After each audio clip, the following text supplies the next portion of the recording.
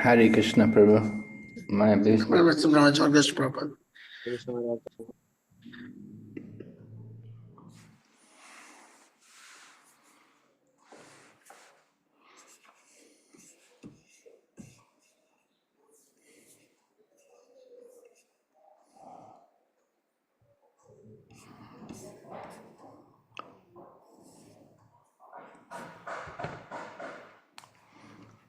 I'll just give it another couple of minutes, let the devotees come.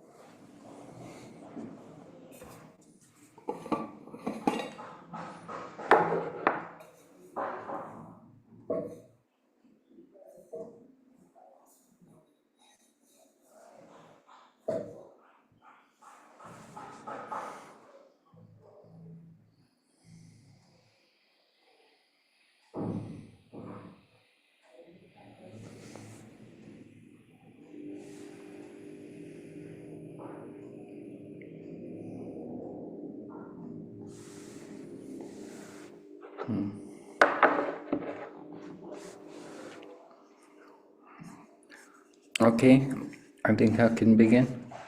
Om Jnana-timirandasya Gyananjana Shalakaya Chaksurunmilitanyena Tasmai Shri Gurave Namaha Vanchakalpatarubhyascha Kripa Sindhu Bhaevacha Patitanam Pavanebhyo Vaishnavibhyo Namo Namaha.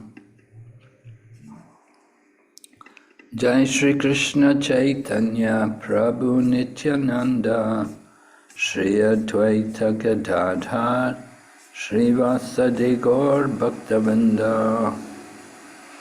Hare Krishna Krishna Krishna Hare Hare Hare Rama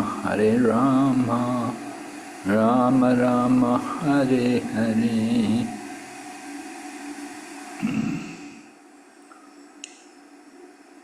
So yesterday we went on to chapter 22 and we were hearing about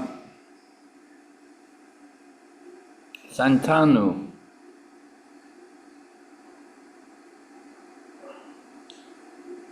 It was mentioned about Santanu. This is text number 12 to 13. Of chapter 22, and we heard that Santanu had an elder brother, Devapi.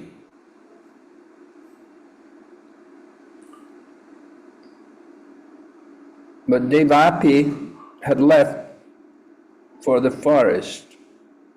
He left the kingdom and went to the forest. So Santanu became the king. And then, of course, we're given some information about Santanu, that he had some kind of mystic power, that he could touch people with his hands and rejuvenate them. Sounds nice, huh? Anyone could be transformed from old age to youth.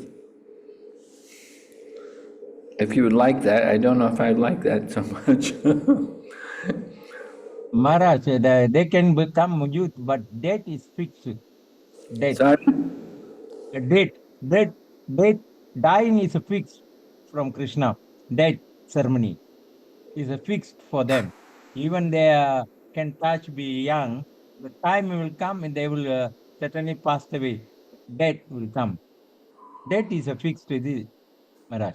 Yeah, I still have to die. Yes, right. But in youth, you have more sense pleasure. In old age, you have a lot of misery.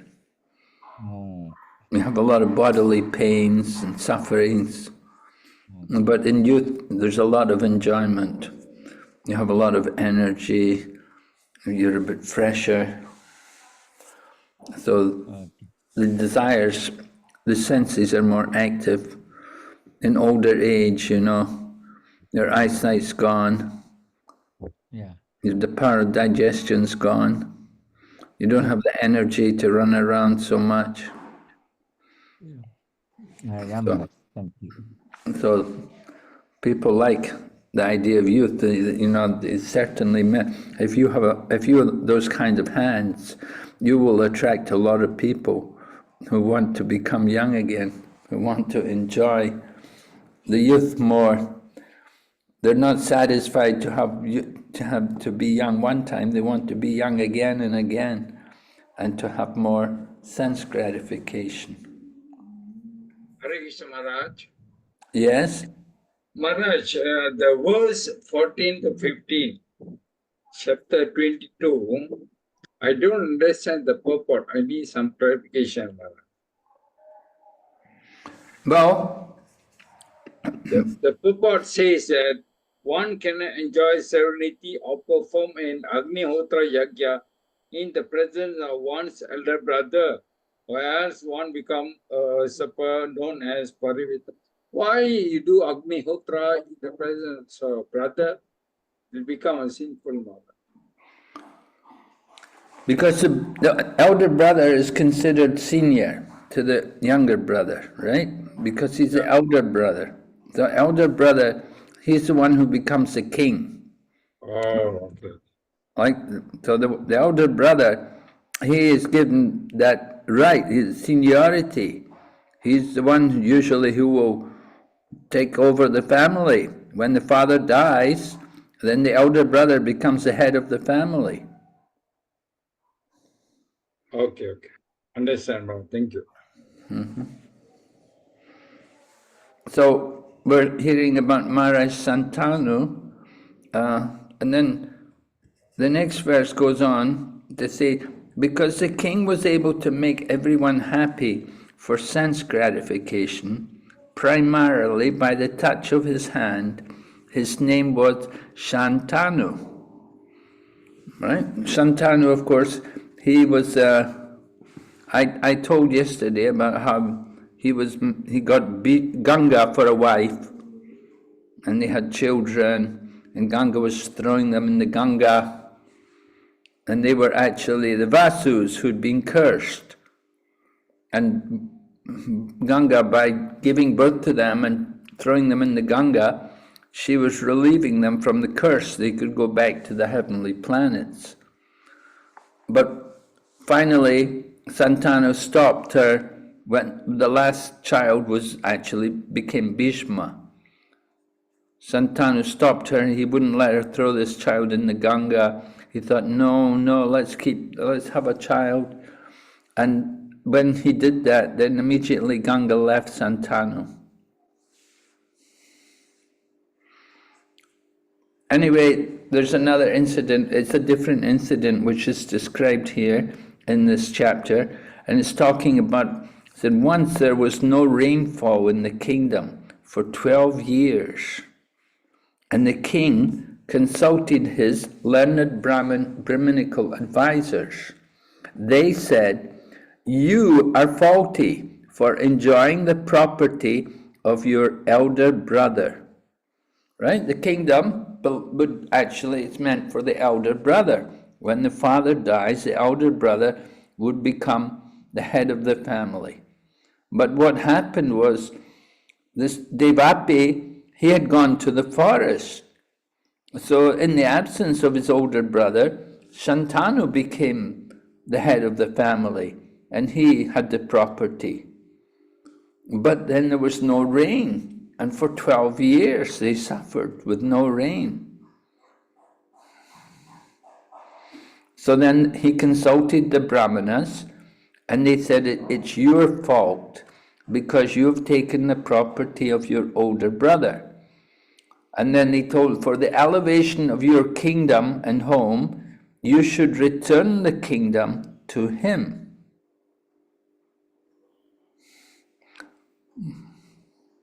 And then Prabhupada, then that purport comes up that you can't enjoy sovereignty. You can't, in other words, you can't become the king if you have an older brother, because the older brother's the one who's meant to be the king.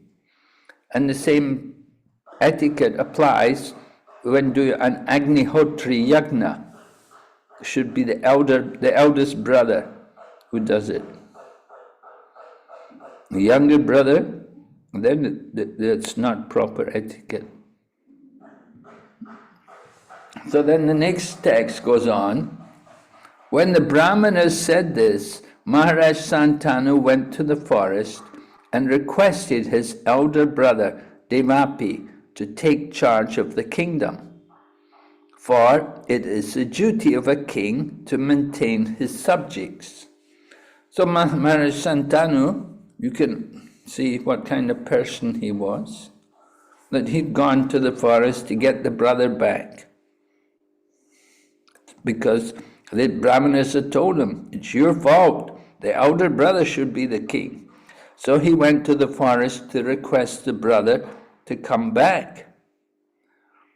However, what happened is previously, one of Santanu's ministers had instigated some Brahmanas to induce Devapi to transgress the injunctions of the Vedas, and thus make himself unfit for the post of ruler. So we're not told exactly what he did, but he must have done something quite serious, which was against the injunctions of the Vedas, and it made him unfit to be the king, to be the ruler. The Brahmanas, therefore, deviated Devapi from the path of the Vedic principles.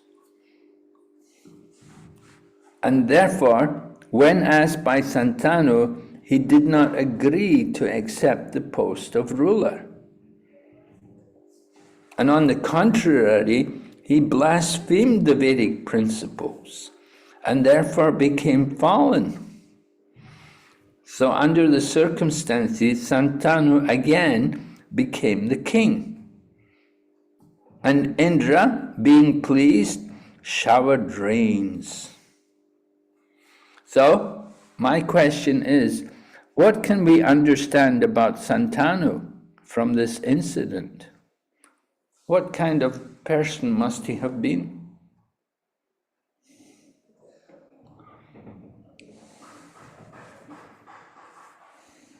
A pure devotee. Pure devotee? Why do you think that?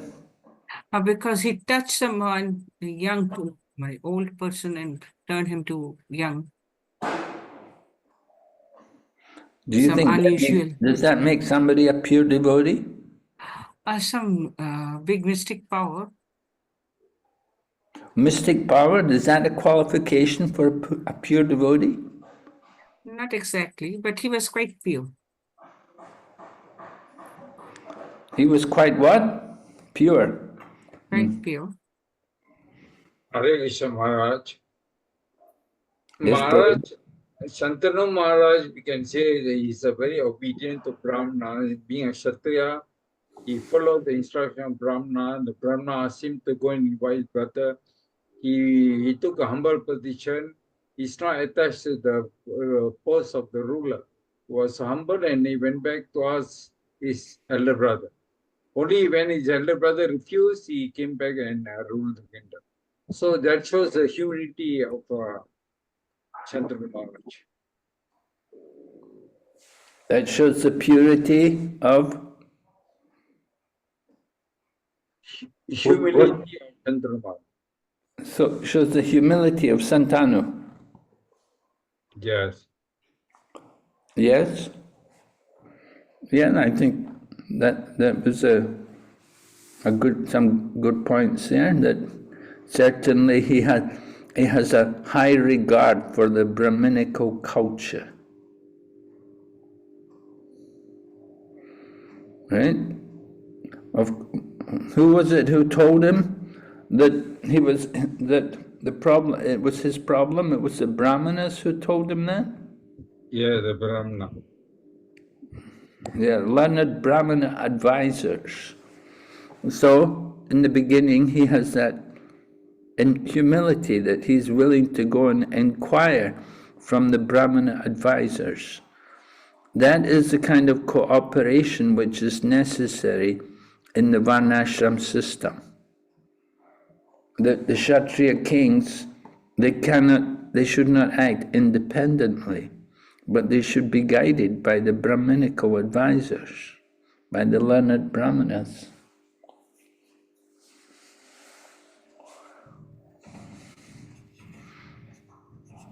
And of course, when the Brahmanas told him like that, then sometimes a person would react and say, "Oh, it can't be my fault. That must be my brother's fault."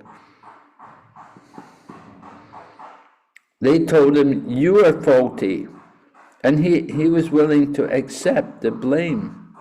He accepted their opinion.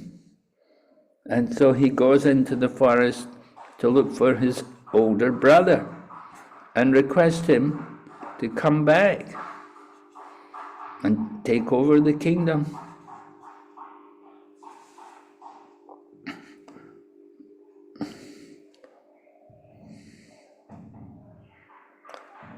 But there was some kind of intrigue going on among the Brahmanas. And some Brahmanas, they had induced the older brother to go again. They'd influenced him so that he would go against the injunctions of the Vedas. And when he did that, then he was unfit to be the ruler.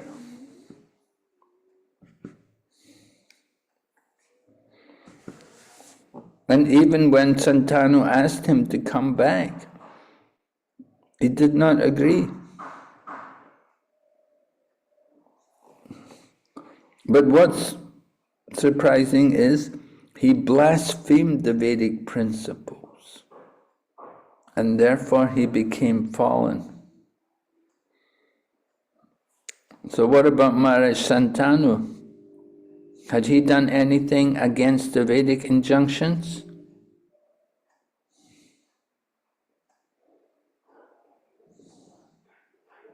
Is there any fault on his part? No, Maharaj, not directly. Not directly. He didn't do anything wrong. Yeah, he didn't do anything wrong directly. It's like it was his ministers, his Brahman advisors. Or the Brahmana advisors, they were wrong? I mean, as we see, like they kind of try to conspire something, whatever the reason is. Well, those may be, but some of the Brahmanas told him that the reason why it's not raining is because you're the king and you're not the older brother. And so, that he accepted that. There was nothing wrong with that. Yes, so like in that sense, Shantanu himself, by himself, is not at fault. Mm.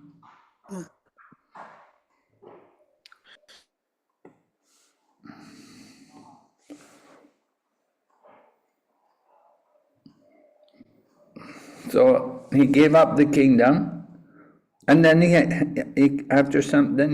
accepted it again. Again, he became the king.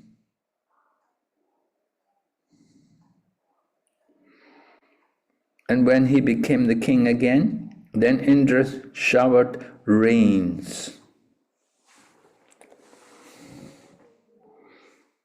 So they got the rain they wanted. So we can understand that Santanu certainly was attached to the religious principles. And he was attached to being guided by the Brahmanas. He did not act independently. Hare Krishna Maharaj. Hare Krishna Maharaj. Yes, Hare Krishna. Maharaj, the Santanu is at the earliest stage before he take over first time the ruler, he should be invite his brother first. Like in Ramayana, Bharat never accept the throne. He waiting for his brother Rama come back. That's why he get problem, no rain for 12 years. Because he never follow any stage the rules, the culture of the kings. Then after the Brahmana all advice, then only he going call back his brother. See, right? That's why then according to the Brahmana, please, then he take over the rules again. The Indra, please, and give a rainfall.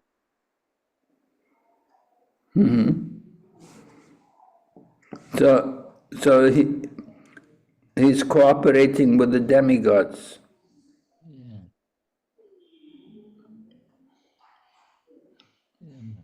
Is it?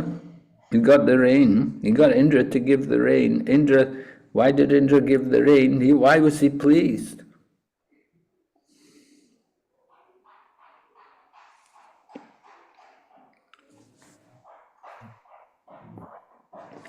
What had Shantanu done in order to get the rain?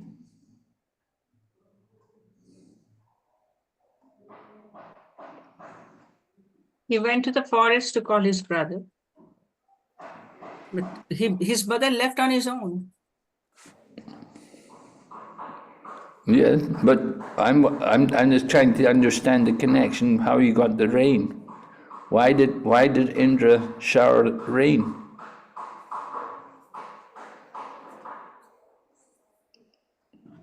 But why did he not shower rain for 12 years? It was not Santanu's fault that Devapi left the kingdom. Well, we're told, the Brahmana advisors had told that there's no rain because Shantanu is in the position as the ruler. And he's only number 2, he's not number 1. But this may be in confirmation that Santanu was faultless. Maybe the demigods hadn't it so much, so in such a way to make him, to prove that he's faultless. Oh, the Maharaj, demigod. Shantanu brought back the Brahmanical culture. So then Indra became king. Shantanu brought back the Brahminical culture. Yes, here it is in the translation. It is written Shantanu minister Ashwadam instigated from some Brahmanas to induce Devapi to transgress the injunctions of the Vedas.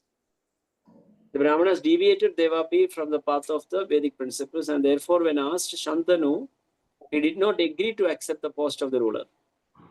On the contrary, he blasphemed the Vedic principles and therefore became fallen. Then, under circumstance, Shantanu again became the king, and Indra being pleased. Oh my God, complete confusion. The whole story, Maharaj, as Atichandra Prabhu is saying. I mean, as Atichandra Prabhu is saying, like the whole summary is like this: that when the rain was not happening because Devapi refused to kind of take the kingdom, and Shantanu took the kingdom. But the refusal was not like voluntary. He was kind of, Devapi was some kind, this intrigue, as you mentioned yourself, from the Brahmana side, who kind of conspired. And due to that, Devapi blasphemed the Vedas also. And then he, as a part of his penance, he kind of left, and then he went to the forest. But during that time when Shantanu was the ruler, since Shantanu, like these are like the subtleties, like if the brother has not like kind of like he just became the king, but at the same time he didn't go to the brother seeking his permission or something like that, when it was like confirmed that the elder brother is actually not worthy of the throne, at least at that time. So like then only when it is decided finally that the elder brother doesn't have any legitimate claim over the throne, then he can occupy the throne and he can also execute the like Agnihotra Yagyas, as which is like the duty of the king at that time. And then the rain will come only when there is a yagya. So that's the idea. So like this 12 years no rain, because for 12 years possibly he was not qualified like to do the yagya, because of the right of that yagya belongs to the elder brother. Sorry. So it's only when the brother resigned that thing, so did Shantanu becomes the legitimate person to occupy the throne and the legitimate person to execute the yagya on behalf of for the welfare of the whole kingdom. Okay. Yes, the rains, to get rains, usually there should be the yagya, they have to do the yagya.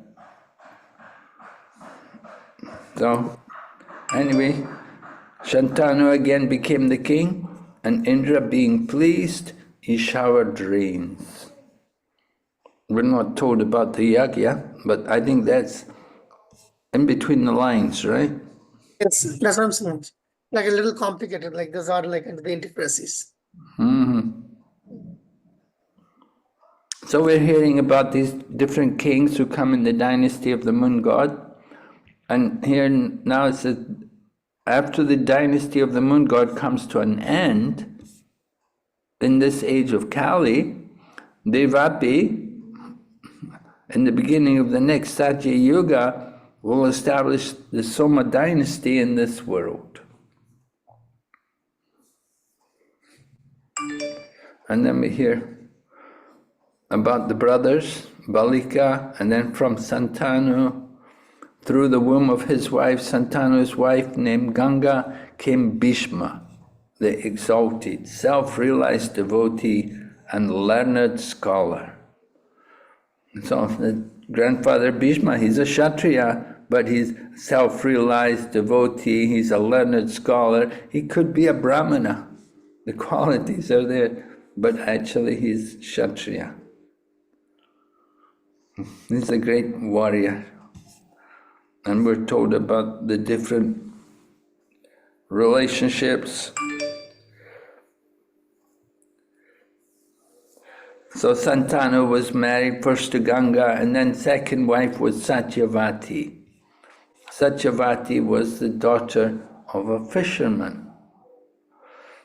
Right? The fisherman's father, Satyavati's father, didn't want his daughter to marry Santanu, because Santanu already had a son. So the fisherman's daughter thought, if my daughter will marry and has a child, then the child will have no position, because Santanu already has a son. So that son, he will become the next king. So in this way, the fisherman, he didn't want to let Satyavati get married to Santanu.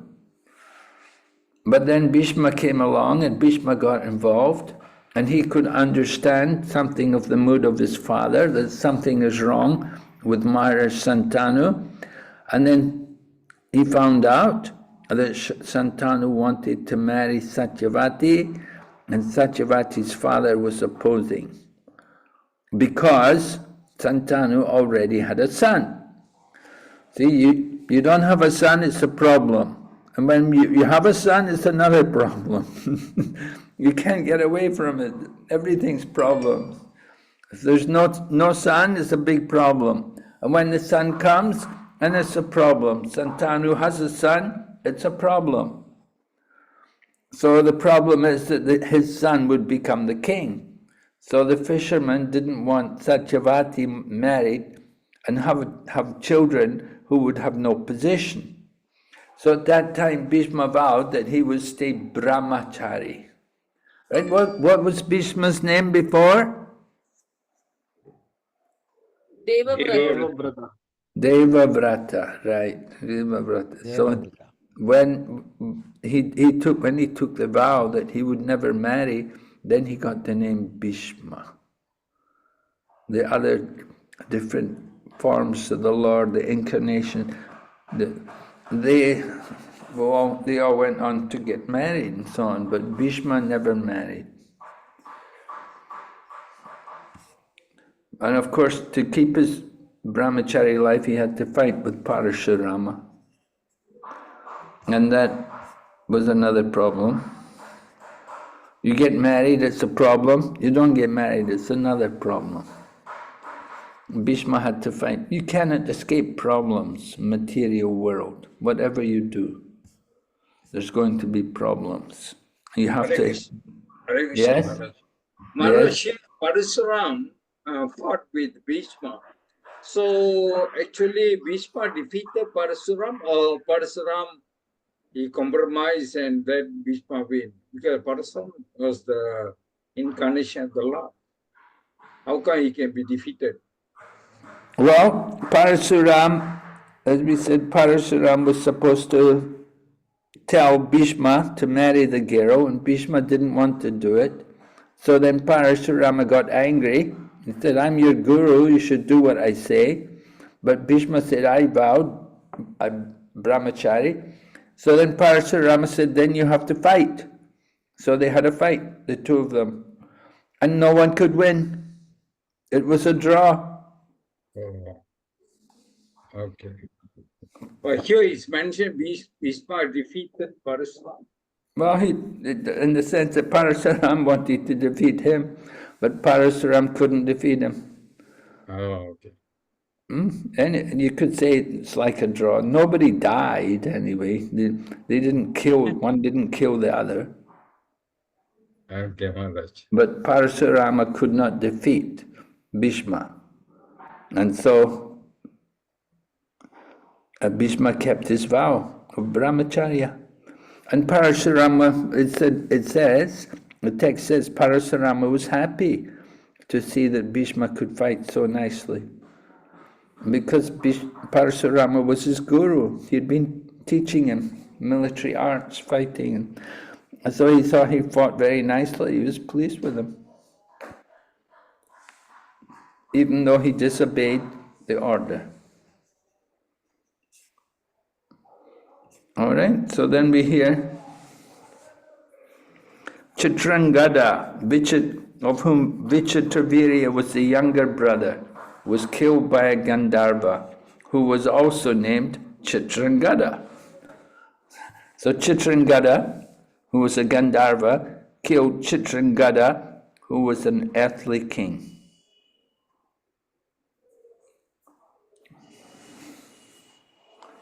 So Satyavati, before her marriage to Santanu, had given birth to Vedavyas. So Santanu marries Satyavati, she's already had a child, Vedavyas. And then we hear Vedavyas, he has a child, Sukadeva Goswami.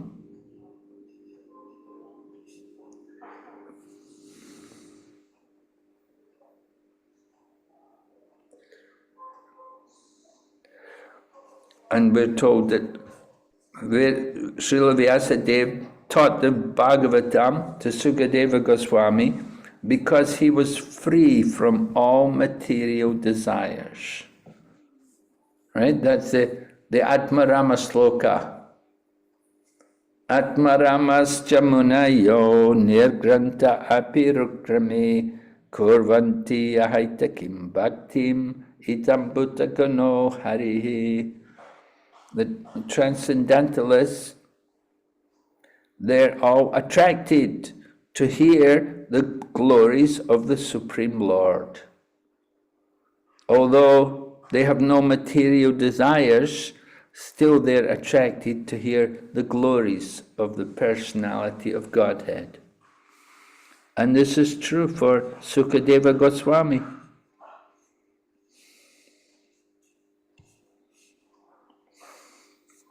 Sukadeva Goswami was attracted to hear the pastimes of Lord Krishna. So then we hear about the death of Vichitravirya, and then because Vichitravirya did not leave any son, no descendant, so they called for Vedavyas to come, because he was born in their family. So in those days, the brother could beget children in the womb of the brother's wife. What's it called again? What's the Sanskrit again? Daivarena sutotpati. Ashwamedam gavalambyam sanyasam palipaitrakam. Daivarena sutotpatim kalo pancha vivarjayat. In the age of Kali, 5 acts are prohibited. So this is Brahma Vaivarta Purana.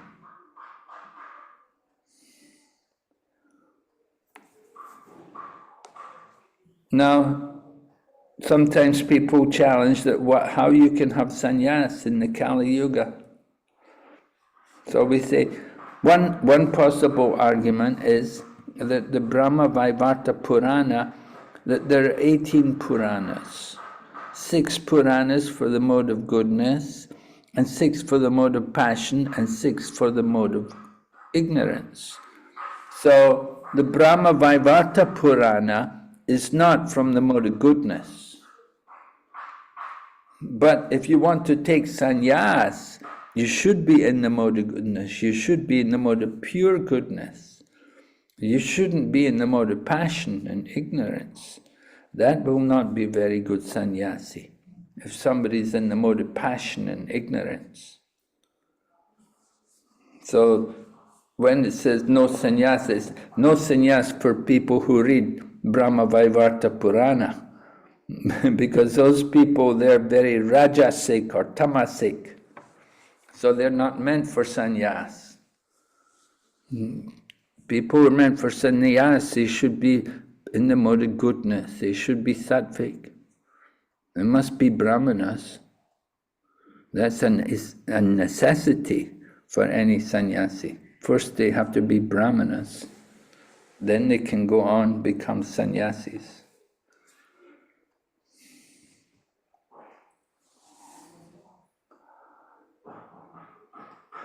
Okay, then we hear about Dhritarashtra and Dhritarashtra's wife, Gandhari, and they have 100 sons and 1 daughter. Duryodhana is the oldest son, and the daughter's name was Dushala. So Dhritarashtra, blind from birth, and when he got married to Gandhari, then Gandhari also covered her eyes. Because as a chaste wife, she didn't want to be better than her husband. Now usually, you know, I remember there was this one man, he was a businessman, he had a good business. So he had a son, his son was blind. Son was blind from almost, I think, from birth. Anyway, the father got a girl married to the son. He got a girl to marry him, but the girl didn't cover her eyes. Rather, she became like the eyes for her husband. So she would take care of her husband. She would do everything for him. She was like his eyes. And she could tell everything to the husband, what's going on, what's happening. But here, Gandhari, exceptionally, Gandhari, she's from, what's the name of the province where she's from? Gandhar, Afghanistan. Afghanistan, right. She's from Afghanistan, right? Yeah. Afghanistan. Mm-hmm. So she was from there, and she got married to Dhritarashtra, and she covered her eyes because they were living in the palace and there were so many servants there. So they both, Dhritarashtra's blind, so Gandhari thought, I don't want to be better than my husband. The woman wants to be subordinate, likes to be on a lower position than the husband. That's usually better. If the woman is more educated, if the woman is, if she has more money than the man, if she's more educated than the man, if she's more powerful, then it's not always so good. It can make the marriage difficult. Although it happens, of course, nowadays, women are very educated nowadays. You find a lot of women in the postgraduate school, they're going on doing their masters and doctorates. You get so many well-educated women. A lot of men don't want to be bothered with that. They don't like to study. In the USA, it's quite common that you get women with PhDs and they marry men who are just, you know, they're not even university graduates. They're just ordinary working men. But the woman can't get a husband. It's difficult for them to find educated men equal to them. So they have to marry a man who's less educated. And that's another that makes marriages difficult. That's why you get divorce.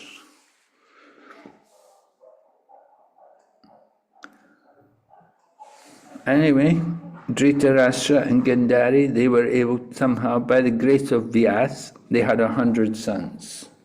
It's described in the Srimad Bhagavatam that when Gandhari heard that Kunti had already delivered a child, then she was very upset because she wanted that her child would be the oldest, right? Because the oldest, the first son, he will become the head of the family.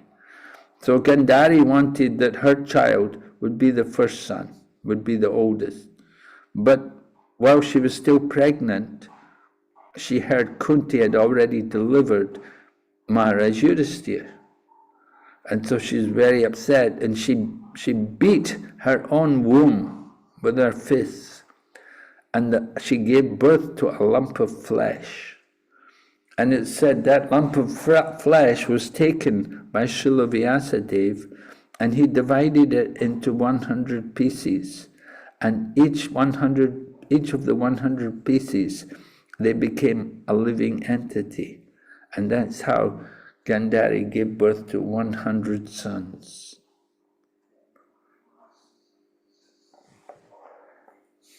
So the oldest son was Duryodhana. And of course, he was always inimical to the Pandavas. There was always this friction between the two of them. Because Dhritarashtra was oldest, but because he was blind, they thought he shouldn't be the king. So they gave the kingdom to Pandu. But then Pandu died very early. And after Pandu's death, then the kingdom came back to Dhritarashtra, because the children were all still too young. They were so young, they couldn't become the king. So the kingdom came back to Dhritarashtra, and he got his wish. He became the king. But he's blind. He couldn't enjoy it. And that's why we see in Bhagavad Gita beginning like that. Dhritarashtra is asking to Sanjay, what did my sons and the sons of Pandu do, being desirous to fight? So that friction between the two families, the Kurus and the Pandavas, actually Pandavas are also Kurus, but Dhritarashtra separated them. He separated the sons of Pandu from his own sons because of his family affection. He's thinking, my sons. He was the guardian for the Pandavas, but he was not taking care of them.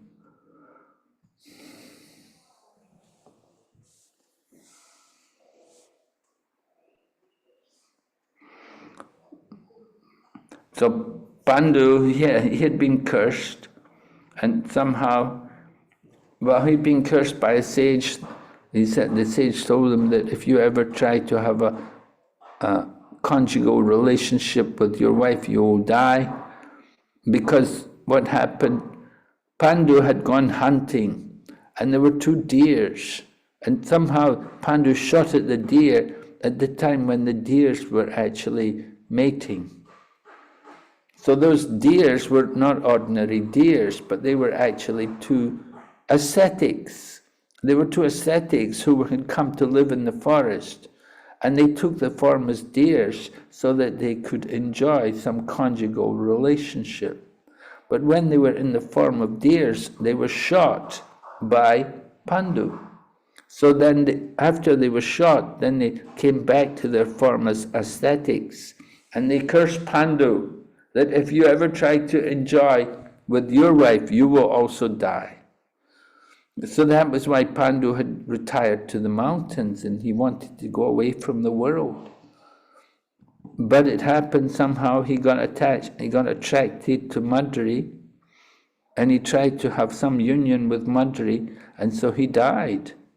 And when he died, then Madri also gave up her body. She followed him, and Kunti was left behind to take care of the 5 Pandavas. Although Kunti was the mother of only 3, the other 2, Nakula and Sahadev, they were the sons of Madri. But Madri performed sati. She entered into the fire and went off with Pandu to the heavenly abode. So Pandu died very early, the 3 children, 5 children, all very young.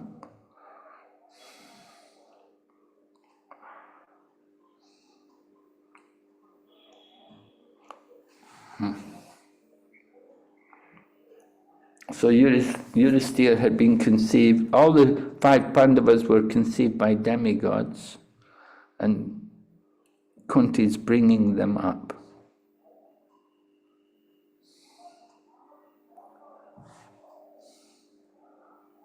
So Maharaj Parikshit said, these 5 sons were your uncles. Or rather, Sukadeva Goswami says to Maharaj Parikshit, he said, these 5 sons, the 5 sons who were begotten in the womb of Draupadi by the Pandavas, said these 5 sons were your uncles. Because Parikshit is one of the sons, he's the son of Arjuna, right? Arjuna and who's Arjuna's wife? He's the grandson of yeah. Arjuna, Maharaj. Sorry? He's the grandson of Arjuna. Uttara. Grandson, right. It should be grandson, right? Yeah. Yeah. Uttara. Abhimanyu married Uttara. Abhimanyu married to Uttara. Uttara. Uttara. Uttara. Right. Uttara. So Uttara, we hear Uttara when the Brahmastra, Ashwatthama's Brahmastra chasing her, she comes running to Lord Krishna to protect her child. So Abhimanyu, who was the son of Arjuna and Subhadra. Yes, Subhadra. Maharaj, the Pandavas should be grandfathers of Parikshit. How come they can be uncles? These 5 sons were your uncles. They should be grandfathers. No, they're talking about the sons of the sons of the Pandavas conceived in the womb of Draupadi. Okay. Yeah. Not talking about the Pandavas, 5 sons who were from the womb of Draupadi. These 5 sons were your uncles. Sukadeva Goswami tells Parikshit.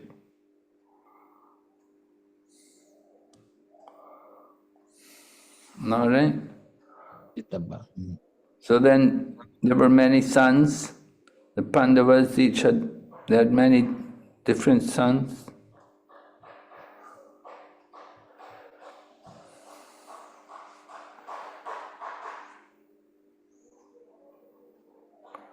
It says, Yudhisthira and his brothers begot other sons in other wives.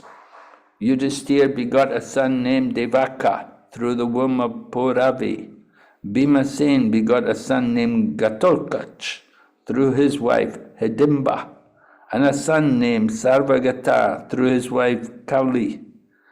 Sahadev had a son named Suhotra through his wife named Vijaya, who was the daughter of the king of the mountains. And so, of course, they say wives, but their marriages were sometimes very short. Sometimes they just had their relationship and then they go off and never see the woman again. Nakula begot a son named Naramitra through his wife named Karanumati. Arjuna begot a son named Iravan through his wife known as Ulupi, the daughter of the Nagas, and a son named Babruvahan by the womb of the princess of Manipur. Babruvahan became the adopted son of the king of Manipur. So then, of course, the purport is Prabhupada talking about Manipur and how Manipur is an ancient historic kingdom. The Pandavas had gone there, and Arjuna had married the daughter of one of the kings there, one of the princesses, and they had the son Babruvahan. So famous in the Vaishnava, and Manipur, everybody knows this, capital of Manipur, Impal. And Manipur culture is very famous, Manipuri martial arts. We had the Madanga, Manipur Madanga players who come play the drums and dancing, very cultural presentations. The martial arts, the Rasa Lila dancing also. Many different things they would do, Manipur. And we have here in Mayapur, over in Navadvip, there's a whole section of Manipur temples with the Brahmanas who all come from Manipur.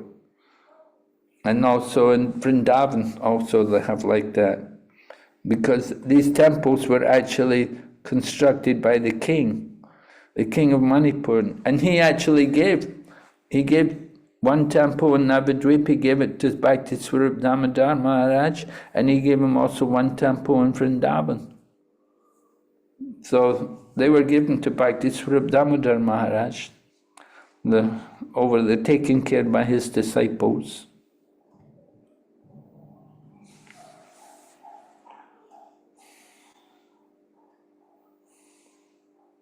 Nearby Radha Kund Maharaj. Yes, right. I went there. So then we hear about Abhimanyu, and said Abhimanyu, he was the conqueror of all Atiratas. Atiratas, those who could fight with 1,000 charioteers.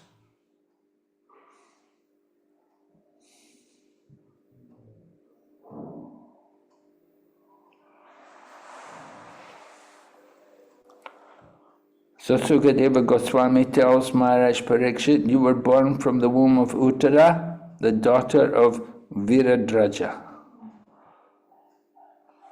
And after the Kuru dynasty was annihilated in the battle of Kurukshetra, you were about to be destroyed by the Ashwatthama weapon released by the Brahmastra weapon released by the son of Dronacharya. But Krishna saved you from death. Lord Krishna is everywhere, so he was also in the womb of Uttara. So Lord Krishna protected that child from the glaring heat of the Brahmastra.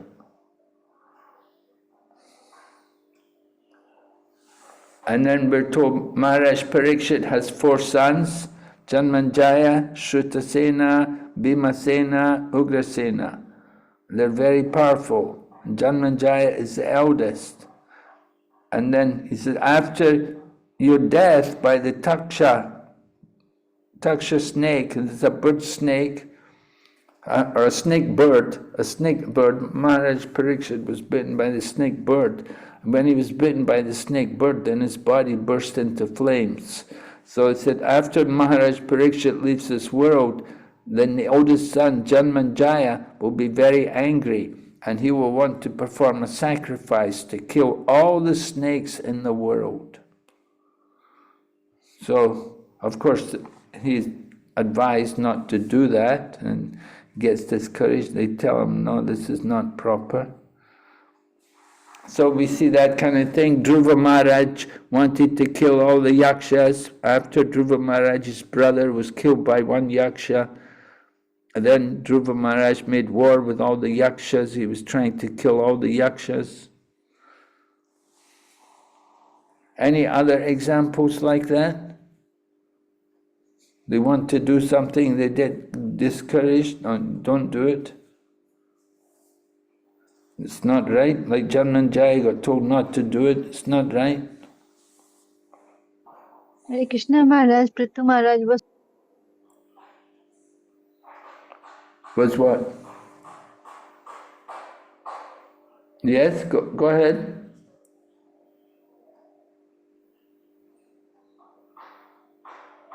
Hare Krishna. He may be Mataji, disconnected. yeah, she's not there. Disconnected. But she was saying about Prithu Maharaj. Brahmaji told, Brahmaji only, right? That 99 horses are enough. You don't have to run behind Indra to get the 100th one. So maybe that pastime she was saying. Yeah, maybe, yeah. Dhruva Maharaj was also told that not to kill all the yakshas. Who? Dhruva Maharaj, when he was Yes. trying. Yeah, who told him not to do it? Brahmaji, I think, maybe Swayambhu Manu. Swayambhu Manu. Yeah, Swayambhu Manu. Yes. Swayambhu Manu. Yeah, Swayambhu. And the Prachetas, after they finished the Prachetas, when they finished, they the world was filled with the trees, and then they started burning. Yeah. Your voice is not clear, Maharaji. I'm sorry, I couldn't understand what you're saying. Hare Krishna. Can you hear me? Not very clear, no. Is it your microphone, some problem, or what? You can use the chat. Okay, I think I'm sad. Mataji is narrating about the Prachetas when they came out of the water, all the trees had grown up. So grown tall, and so they were burning with their eyes, all the trees. Then Brahmaji comes and says, no, they are your wife, would-be wife is under the care of the trees, so you don't have to burn. So he delivers their would-be wife. Okay. There's also one example in the third canto, isn't it, that Parasara Muni's father had been eaten by some Rakshasa, been devoured by some Rakshasa. So Parasara Muni wanted to do a yagya to kill all the Rakshasas.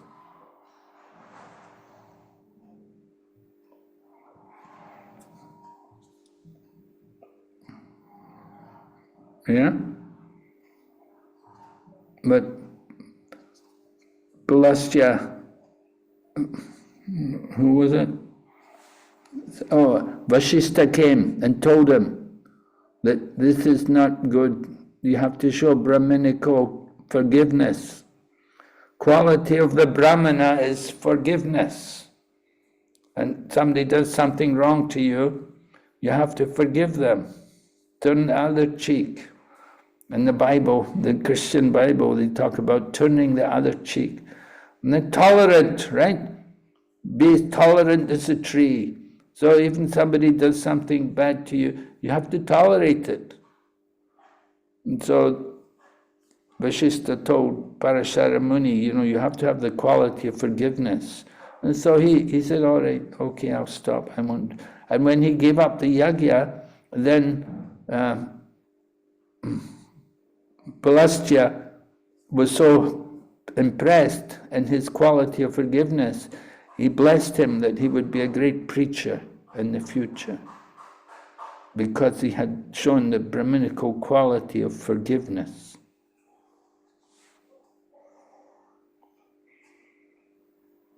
So here also, Janmanjaya, he wanted to kill all the snakes.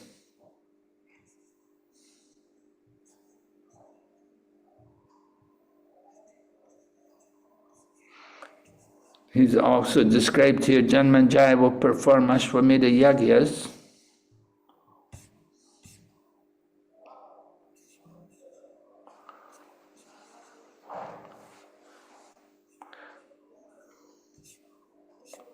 And then Kripacharya is mentioned. Learn the military art from Kripacharya, transcendental science from the sage Sonaka.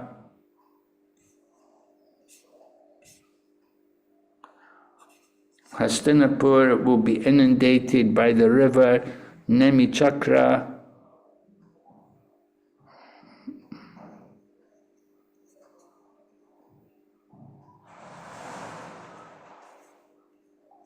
I don't know if that's right. When the town of Hastinapur is inundated by the river, Nemichakra will live in the place known as Koshambi.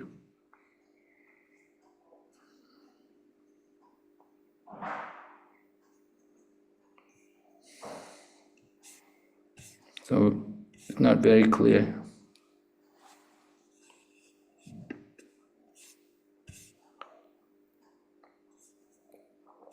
And then more kings are mentioned,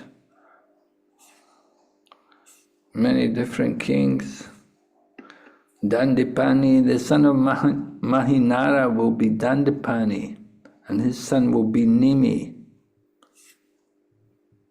I have now described to you the moon god's dynasty, which is the source of Brahmins and Kshatriyas, and is worshipped by demigods and great saints. In this Kali Yuga, Shemaka will be the last monarch. Now I shall describe to you the future of the Magadha dynasty. Please listen.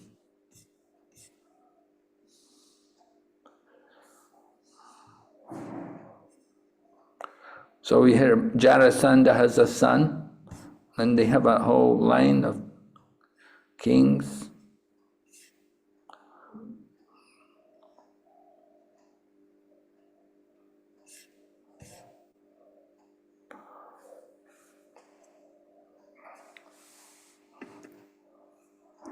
So Prabhupada said, this is the history of a monarchy that began with Jarasandha and continues for 1,000 years as the above-mentioned kings appear on the surface of the globe. All right, so that's chapter 22. So we'll go on to chapter 23, the dynasty of the sons of Yayati. So we heard about Yayati. How many sons did he have? Do you remember names of any of his sons? 5. He had 5 sons. I remember 4. Oh, very good. So? Anu, first is Yadu, Anu, Druhu, and Puru is one of the sons. Puru, yes. Puru. 4 sons I remember. Yeah, Yadu and Puru. Yadu is the oldest, right? And Puru is the youngest. Youngest. And then you've got the middle 3. 3 more. 3 more there. Anu, Druhu I remember. Third one I don't. Yeah, there's Anu, Druyu, and Durvasu. Yes. Thank you. So 5 sons of Yayati, and from these 5 sons, many different kings and dynasties come up.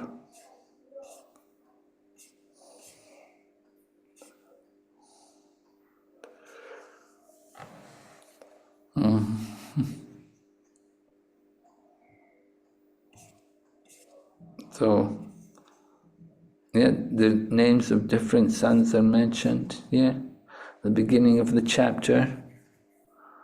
We hear about CB also. CB is also mentioned. I don't know. Shibi, Vara, Krimi, Daksha. Titikshu, different sons all mentioned, different kings, all born in noble families.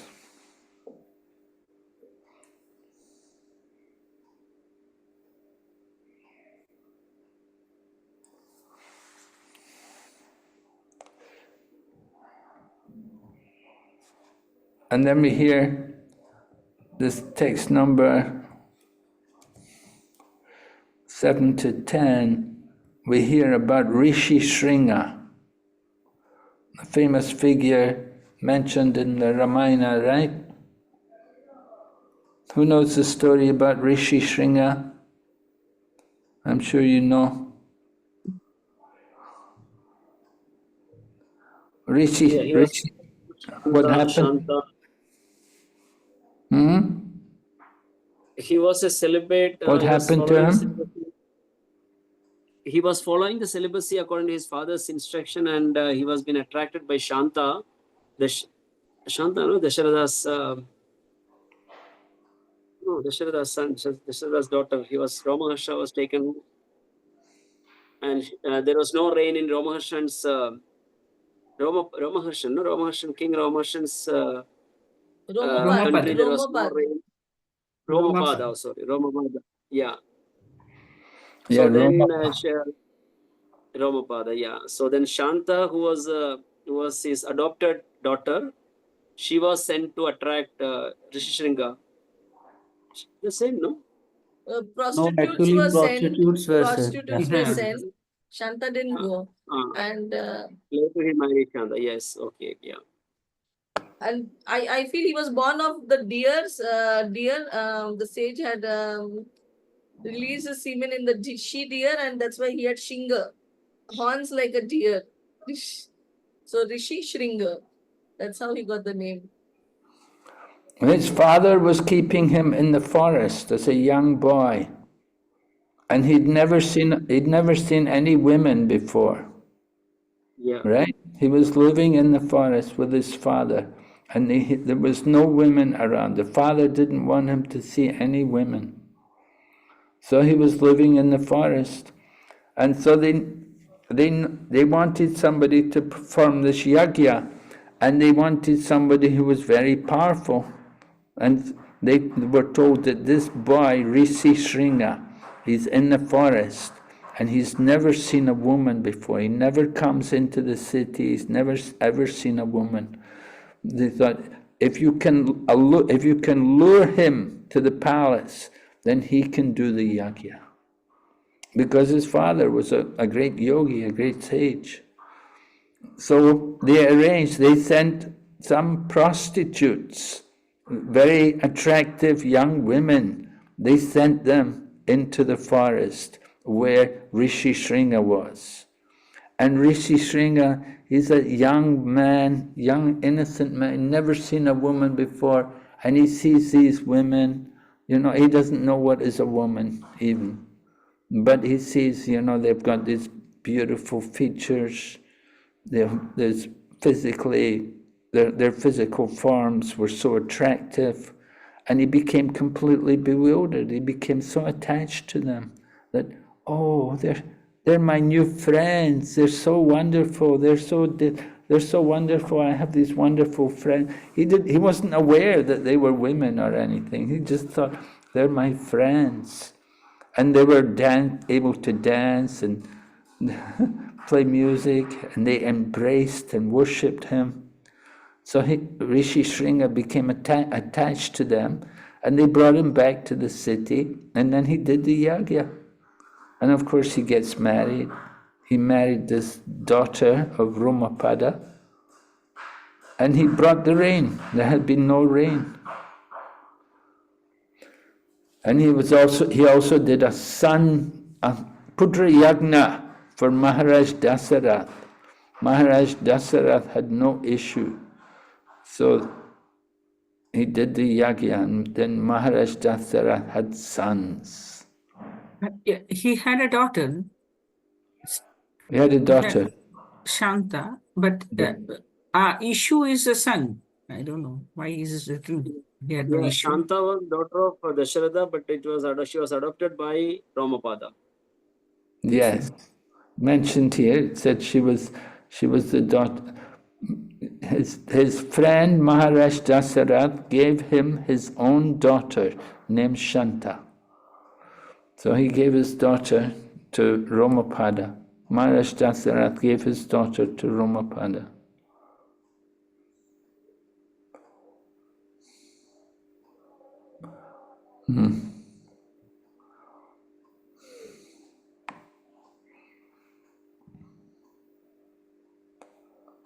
Okay. Okay, we'll take a break. Let's stop here for 10 minutes. And we'll Yes, come back Maharaj. and finish this off. Thank you, Maharaj. Thank you.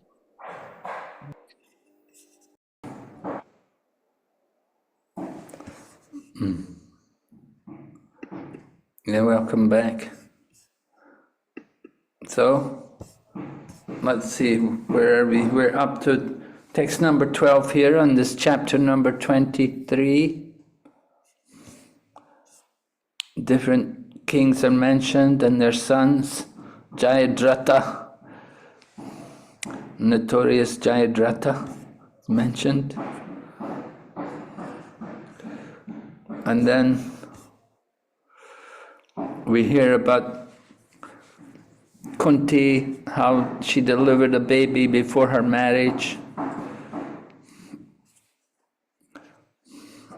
And that she put that baby on a boat and put the boat down, sent the boat down the Ganga, and that boat ended up on the bank of the Ganga, and it was found by Adirat. Adirat found the baby wrapped up in a blanket. And that was Kunti's child, the first child, Karna, who was conceived by the sun god. And Adirat, he had no sons, so he raised the baby as his own. Of course, it was a special child. He was born with kavachas.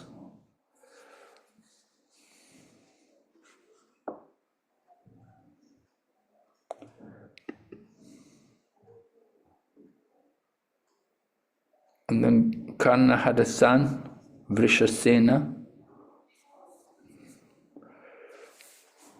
Then we had the third son of Yayati. The third son of Yayati had a son named Babru, and the son of Babru was Setu. Who was the third son of Yayati? Anyway, a generation of many sons. We hear about, Dhruvu was the third son. Okay. Turuvasu. Second. So that was the second. Durvasu the second. And the third son was? Dhruvu. Dhruvu. Dhruvu. 14, text 14. Okay. Text 14.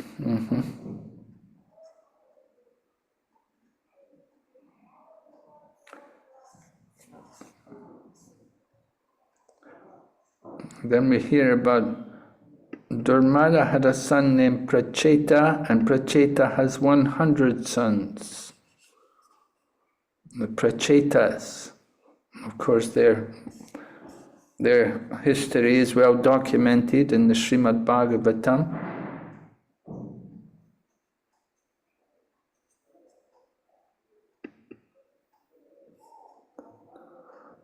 And it said that the Prachetas occupied the northern side of India, which was devoid of Vedic civilization. You can almost see that today, that there's not so much Vedic culture, there's not so much Hindu culture there in that northern region of India.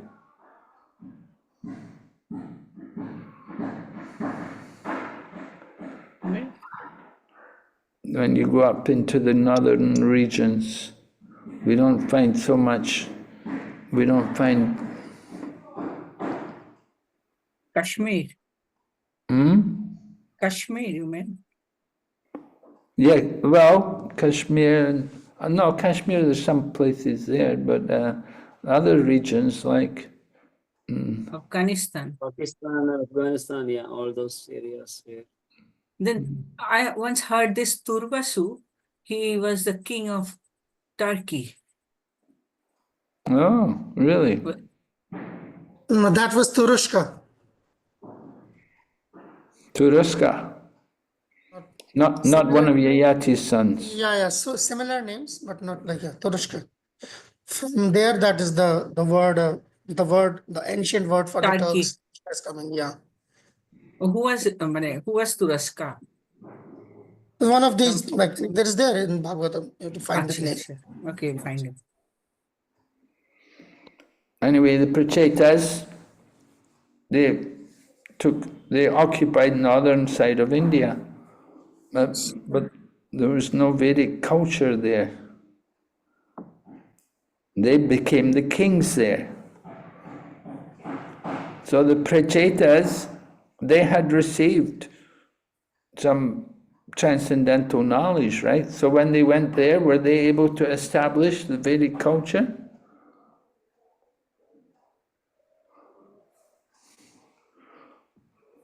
We don't find a lot, no? We don't find a lot about Prachetas. No, we hear about their austerities. Yeah, they married Marisha, all 10 of them. And they all married Marisha was one daughter woman. of Kandu and Pramlocha. As I understand, Mara, this Pracheta and that Pracheta are different. Because you see, he will find 100 sons. And they had one, Daksha. Yeah, you see. This is a different Pracheta. Oh, these are different Prachetas. It's a different Pracheta. Yes. Because there's 100. The other Prachetas are only 9, right? They had 10, but they had They one were son, 10 Daksha. and they had one son. Daksha. 10. Okay, so different Prachetas.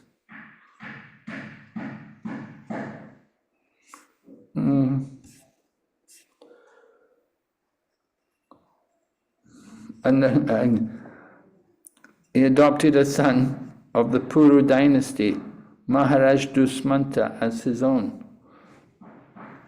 So that's Karandama's son was Maruta, and he adopted a son because he had no son of his own. He adopted Maharaj Dushmanta.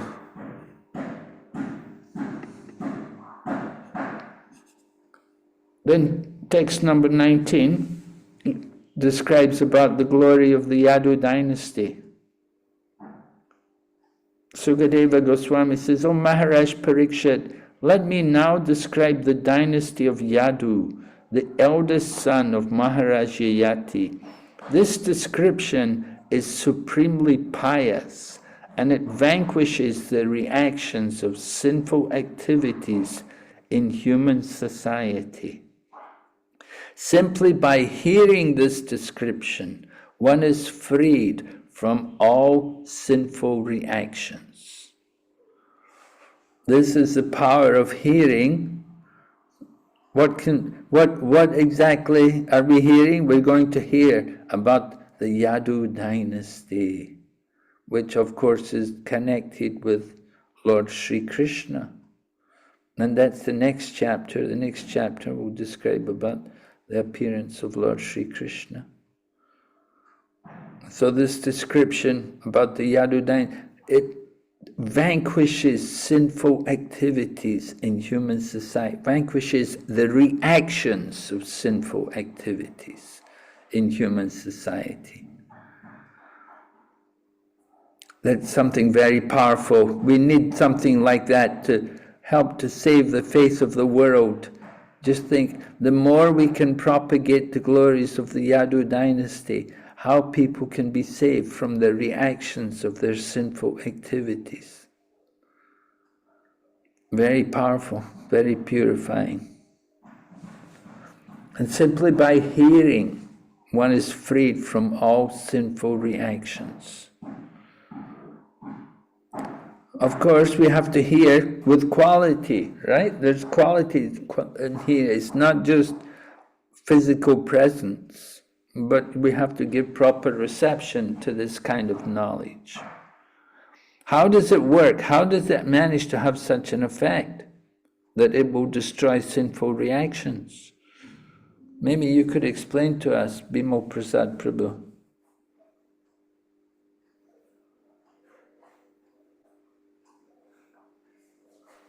I don't know what should I say. Yeah, please.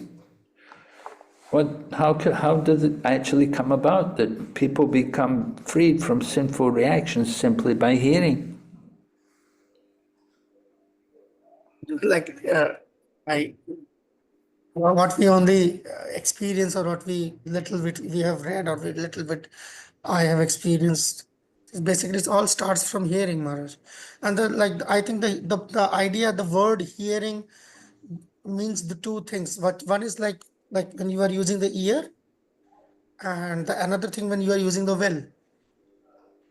So like I'm listening, but I'm not hearing. Or you may because like English word can be used interchangeably. I can say I'm hearing, but I'm not listening. Or I can say I'm listening what you are saying, but I'm not actually hearing it, or I'm not like agreeing to it. So it's like both things. One is like like I mean, what about a person who's deaf? Say for example, physically deaf. Is he like can he in any way like take advantage of Krishna consciousness? I think as much as any person with ears, because it's not just like what I'm hearing, but am I adhering to it? Am I listening to it? Am I willing to follow?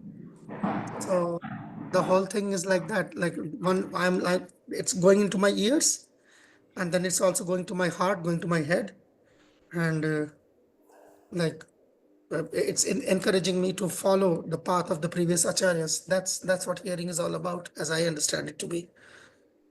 And Okay. the target is clear. I have a set target, that I want to serve Krishna, or I want to revive my love for Krishna. With that thing, else follows. Okay, yes, thank you. Maharaj, I have picked a topic of reconditioning the mind by the process of hearing for this presentation. And actually, when you hear it, I mean, if it's something that we are attracted to. Like, if it's about money and all, how we hear with a lot of attention. So if we keep hearing is listening, mananam and nididhyasanam. So when you keep churning, and if it is about Krishna within, he will guide how to apply it. And so simple thing like, I will give an example which I'm going to present also. So in any situation, there are two things. There is a positive and there is a negative. So if there is a child, there was a child who fell down. He was a homeless person, and he goes to the hospital, and the nurse, she takes care of him. So there are two things. He fell down, he broke his leg, but there was somebody who took care of him. So in a situation, there are plus and minus. So he focused on the plus because it touched his heart. Because the same thing when Mother Kunti, when she went through reversals, there was negative, there was threat to her life, her children's life, but there was a positive thing that Krishna was always there for her. So that's why she kept on saying, give me more calamities, because she focused on the positive. And when we hear about Krishna, and Krishna is super positive. I mean, when we see all the devotees also, the great souls, whatever they do, their consciousness is all filled with Krishna. So even the pastime of Krishadra, he was cursed to become a Shudra, but he focused on the positive. Cursed to become a Shudra if he was not attentive to that negative aspect. So he was fixed in. So when we hear, we get fixed in our understanding of Krishna. And the more we hear about great souls, the mind gets retuned. So we are like more Krishna conscious, and then we can be more positive, like Mother Kunti was. Like Bali Maharaj was very clear. He had a seed, a desire seed was to serve the Supreme Lord. See, once there is a desire, because the Atma, I mean, the soul cannot do anything other than desire. The person who thinks he does it, he is actually he is doing false. Ahankara vimudatma karta hamiti mannet. He thinks he is the doer. We are not the doers. I don't know whether I am confusing or I'm conveying the point. But when we hear so much that we hear about the great souls, we want to do it. See, those who want to go to America, they hear so much about America. There's so much money and there's nice roads, nice girls, nice this, nice this, and food and all. So hearing those who actually they have vowed to stay in their village and do something for the village, everything changes. Because they keep hearing about something that is more attractive. And Krishna is the most attractive. Krishna himself, the name is attractive. That is why then the mind becomes like our friend, because it becomes so much Krishnaized. So the intelligence, of course, we have to use our intelligence, but the gopis did not use any intelligence. They were so much Krishnaized that they knew only and only but Krishna. And there was always the Brahman Patnis, they had never seen Krishna, but heard it over and over. And the attraction, because we have a natural connection to Krishna, we get naturally attracted to him. And there is this, that then, I want this. There is nothing like that. I want only and only Krishna. Just because there is first class intelligence, second class intelligence, third class. Those who are really intelligent, they will hear and understand it. Of course, for me, it took me 20 years to feel that. I really feel it now that, yes, Krishna is so attractive. The Bhagavatam and all is so attractive. So, I don't know whether I could convey. I'm just trying to understand how this relates to taking away the sinful reactions. So. Because you are no more, say, doing it for yourself. So if I am taking a bath today, I am taking a bath because I want to go worship the deities. So my consciousness, okay, I have to be clean. Even if I go to the bathroom once, I want to be clean because I have to do my Gayatri and all. It is not that I. Whenever the I comes, the sin comes. When we don't offer the food, it becomes sin. So when you remove that I, it is all Krishna in your life. So that sinful reaction, we don't accumulate anything, and whatever is there, certainly we have nothing like, I don't want this and that. I don't identify with all my degrees and all. If I tell anybody that I'm educated this and this, it is only for preaching. Otherwise, I don't keep talking to people, oh, I'm this, or I'm rich, I'm poor, or this. So when this I thing goes away, you don't incur more. And when you don't relate it to, because it's all only for Krishna, then there is no question of sin coming in. So the what is that? We are not doing any action for anything other than for the pleasure of Krishna. Okay. Yes, thank you. In Srimad Bhagavatam, it says that the sloga Shrindvatam Sokata Krishna Punya Shravana Kirtana Hridayandasya Asto Hibhat Abhadrani Vidinodi Suhrat Sadam. That means the cleansing process is happening. The what you call cleanses the desires of devotees is happening while, because when I give this sloga quotes in when I'm giving a class, I say that suppose when we are going to a park, if you're going to sit in a place, first we'll clean that bench, clean the bench or the chair which is kept there.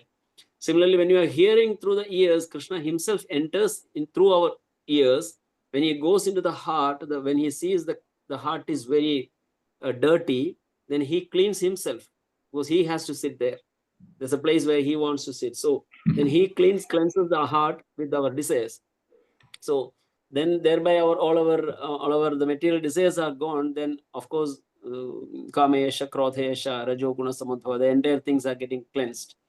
So the main part is that when the desires are cleansed, then all the sinful reactions will also automatically be cleansed, Maharaj. Oh, say this last part again. It's very important. You mean the example, or Shrindvatham Sokata Krishna Punya Shravana Kirtanaha? No. So when Krishna, when we hear through our ears, Krishna enters through our ears to the heart, and he goes to the heart. He sees that the heart is completely dirty and is contaminated. Then there's a place where he has to sit. Then he will clean our heart. When he enters into the heart, when he sees that it is contaminated, then he cleans so that he can be seated there properly. Similarly, how we go to a park, when we see the bench is seen as dirt, then we clean ourselves first and before we seated there. Similarly, Krishna cleanses the heart of desires the contaminated with our so many material desires. That material desires are gone, then automatically all our contaminations and our sinful reactions have been cleansed. Yes, very good. Thank you, Prabhu. Yes, simply by hearing, you get freed from all sinful reactions. Krishna is the purifying agent, right? The potency of Lord Krishna. So we're hearing about Lord Krishna now. The next text describes how Krishna descended in his original form as a human being in the dynasty or family of Yadu. And Yadu had 4 sons. And then, like we hear about the sons coming from King Yadu, the great King Yadu. And you can see there's quite a long purport here. Prabhupada's writing, explaining more about Lord Krishna's position, how there's different realizations of Krishna as Brahman, as Paramatman, as Bhagavan. And then there are many thousands of men who can endeavor for perfection.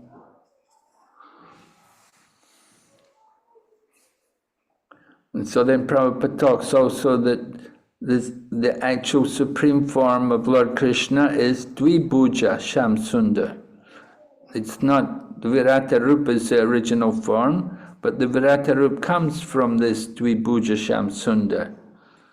The original form of the Lord is with 2 hands, not with 4 hands, but it's with 2 hands, playing the flute. Yam Shamsundaram Achintya Gunam Swarupam. So that form of Shamsundar is the supreme form of the Lord. But ordinary people cannot understand the Lord, how he has a human form. They're confused. Lord Krishna confuses them. It's his trick. He tricks them by appearing in these different ways. Some people think, oh, 4-arm form, that must be the supreme, because he's got more arms. If you've only got 2 arms, he's just like us. But no, it's the 2-arm form which is supreme. And we are made in the image of God.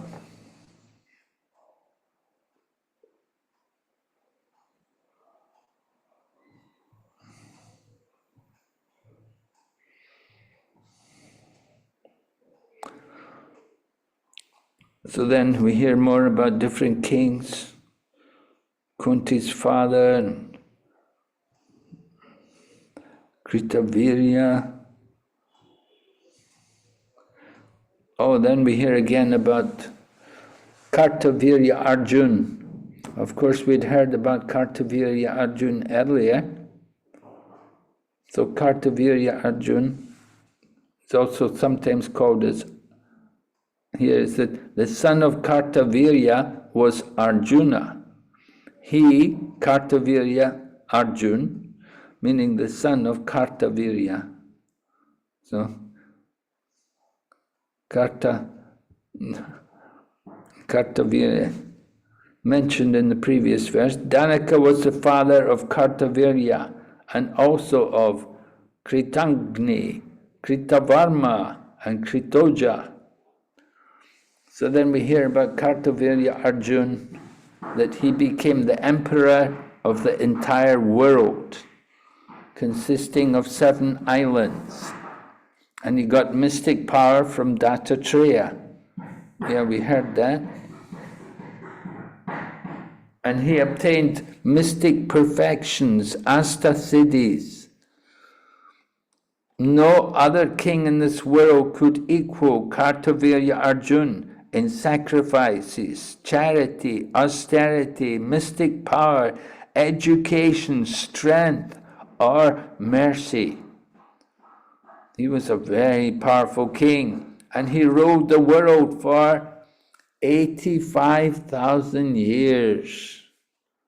For 85,000 years, he continuously enjoyed material opulences with full bodily strength and unimpaired memory. In other words, he enjoyed inexhaustible material opulences with his 6 senses. So, this is something to be desired, right? 85,000, it's a long life, isn't it? 85,000 years, enjoying material opulence, unimpaired memory.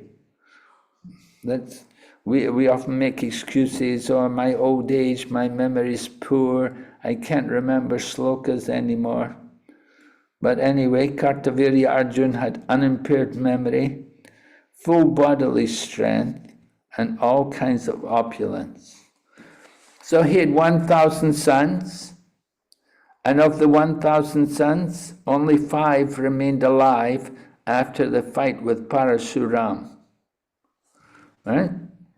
Parasuram had come after them because what had Kartavirya Arjuna done, which caused Parasuram to come fight with them and kill all his sons? He killed Jamadagni. Yeah, who killed Jamadagni? What happened? Son of Kartavirya. Sons of Kartavirya came, took Jamadagni, killed Jamadagni, took his head. No. First of all, Kartavirya Arjuna came, he took the cow. He took the Kamadhenu cow. Yes. Along with his calf. Yes. And then?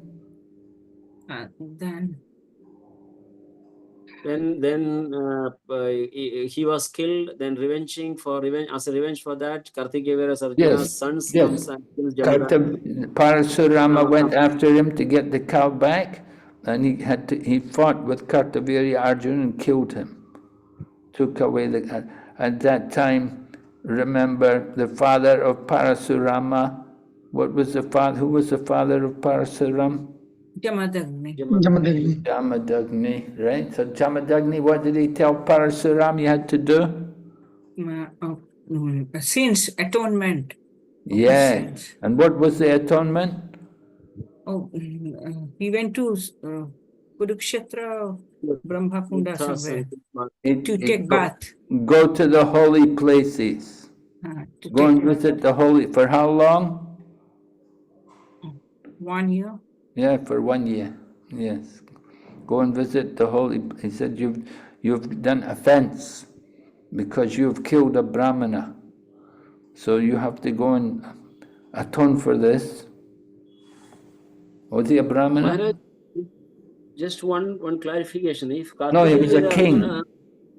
The king was a Kshatriya, no? He was a king, right. Maharaj, if Kartavirya Arjuna had all these qualities, then how come he was going behind that cow? Of course, cow had a special qualities, but he had all these things. No other king in this world could equal Kartavirya Arjuna in sacrifice, charity, austerity, mystic power, education, strength, or mercy. He had everything. He couldn't equal the Brahmanas. Okay, yeah. Right? They couldn't equal the Brahmanas. So he tried to take that Kamadhenu cow away. Jamadagni. So then Parasuram came and he killed Kartavirya Arjuna. And when he killed Kartavirya Arjuna, then the sons of Kartavirya Arjuna came and they killed Jamadagni. So then Parasuram went and killed all the sons. And then he began to kill the Kshatriyas also. So we're told out of 1,000 sons, only 5 remained alive after the fight. Okay? So,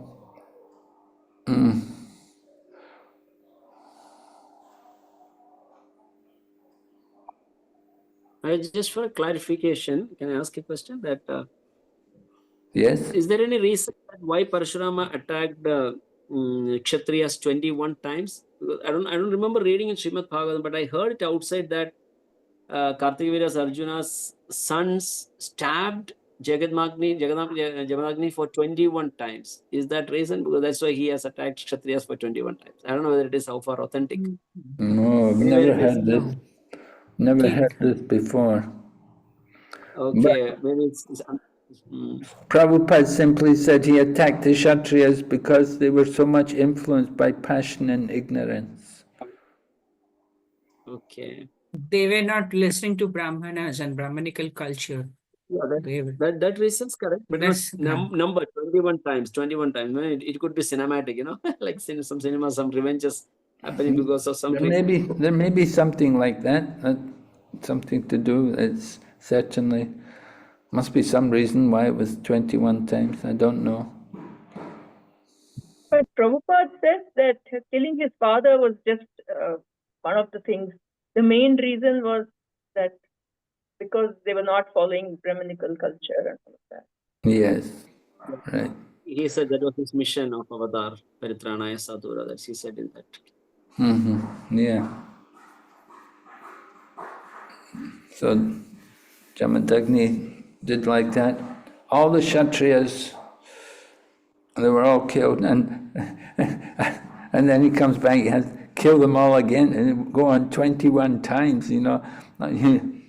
It's inconceivable.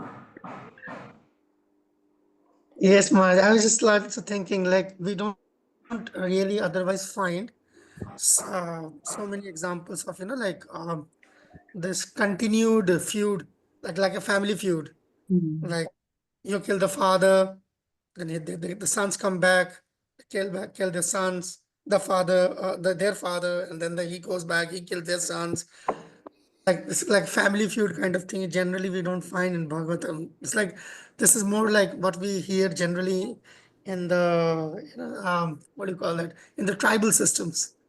The tribal feuds go like that. It's something, yeah, and like the 21 times of killing of this of the Kshatriyas, like Prabhupada doing the world tour 12 times or 13 times.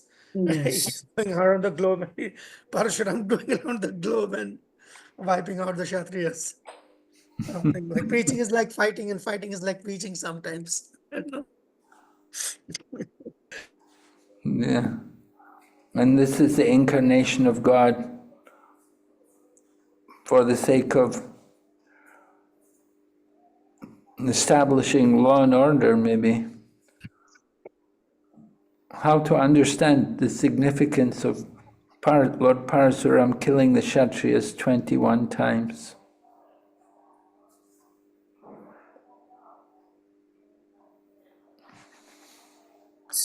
Kings, they have overburdened the world.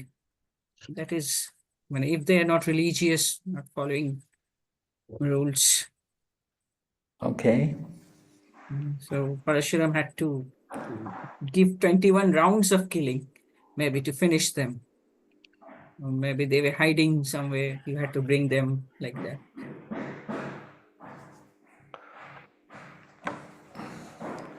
Okay, and certainly there were many Kshatriyas, and there was a need to adjust the social order to bring about peace.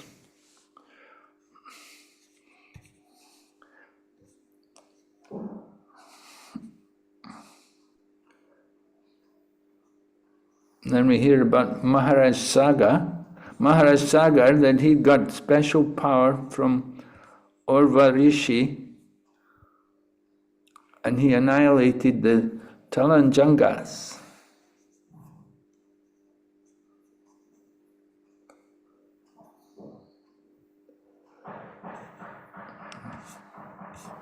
So,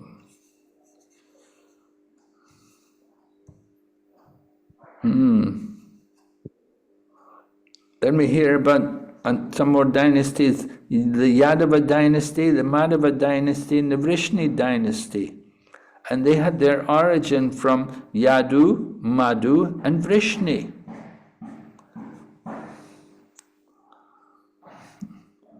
Madhu had 100 sons, of whom Vrishni was the eldest.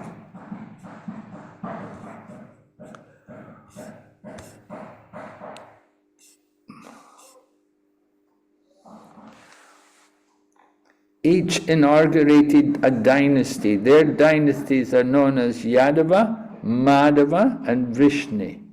The son of Yadu, named Krushta, had a son. So many sons. Then we hear about the greatly fortunate Shashabindu, who was a great mystic, possessed 14 opulences and was the owner of 14 great jewels. Thus he became the emperor of the world.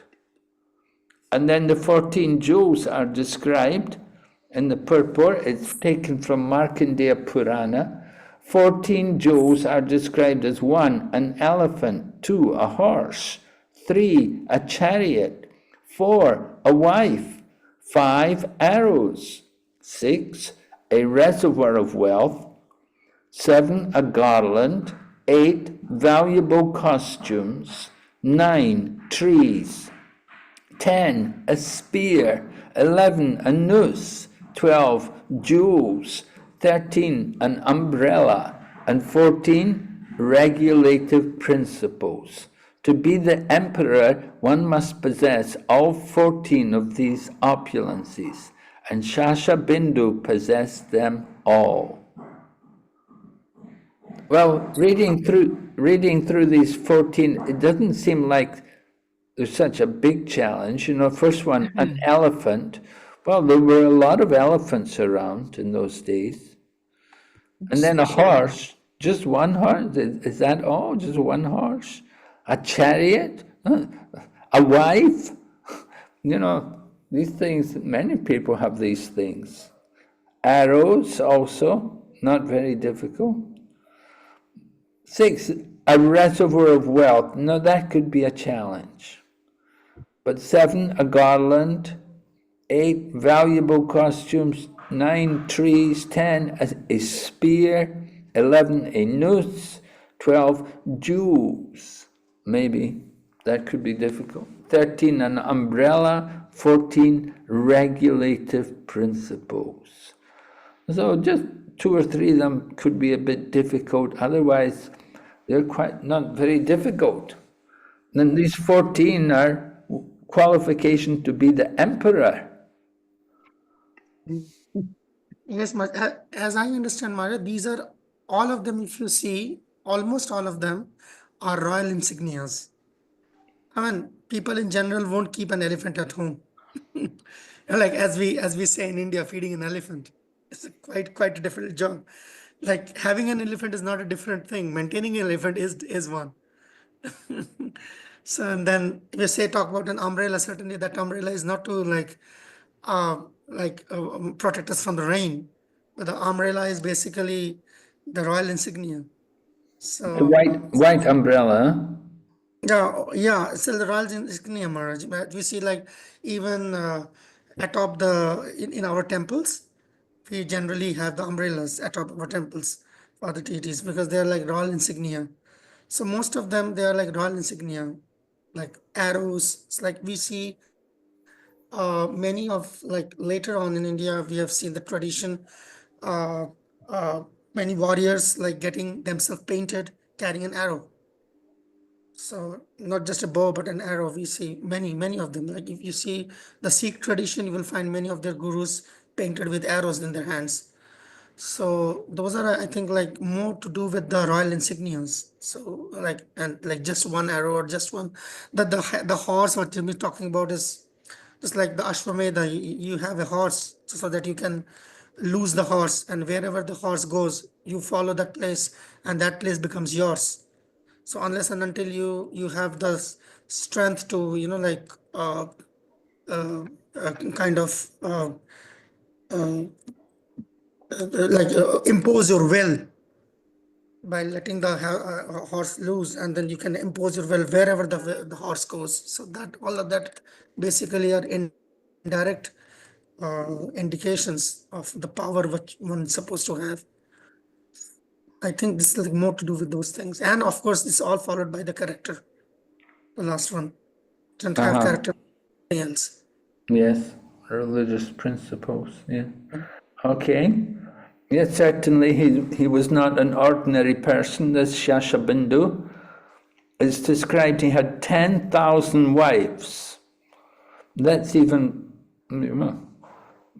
well, that's Lord Krishna had 16,000, but Shashabindu had 10,000 wives, and by each he begot a lakh of sons.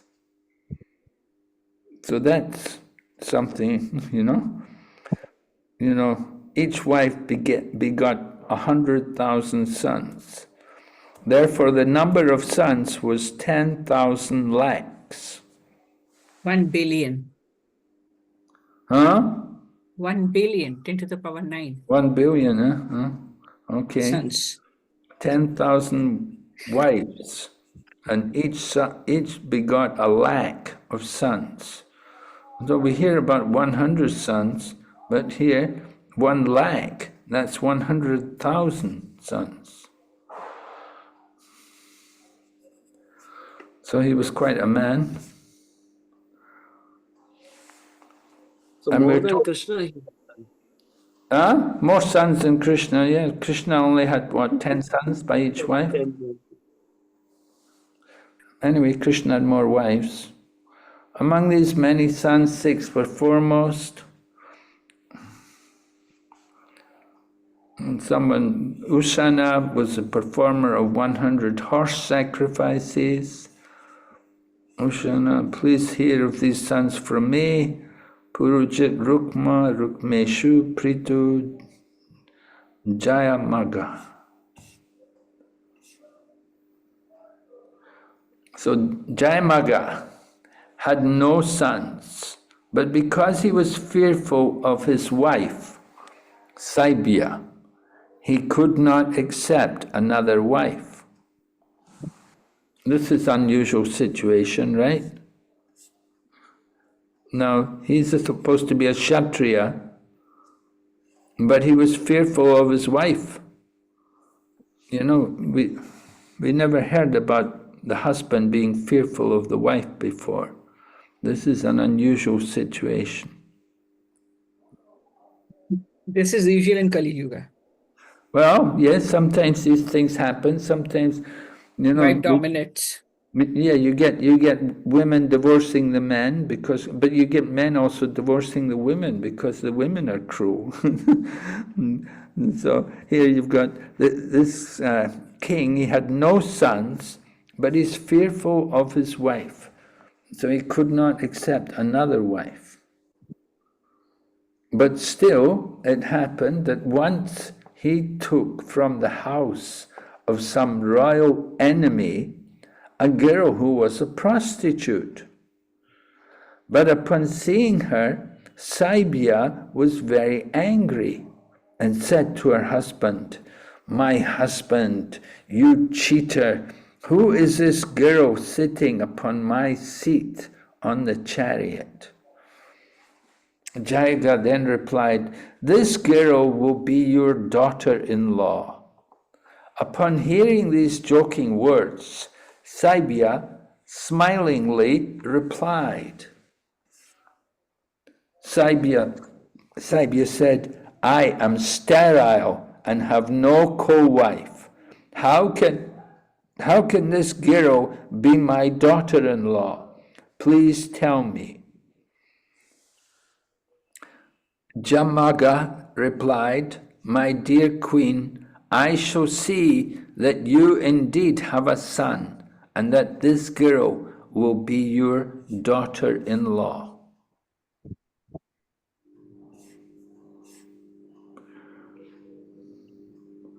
And so it's told that long, long ago, Jamaga had satisfied the demigods and Pitas by worshipping them.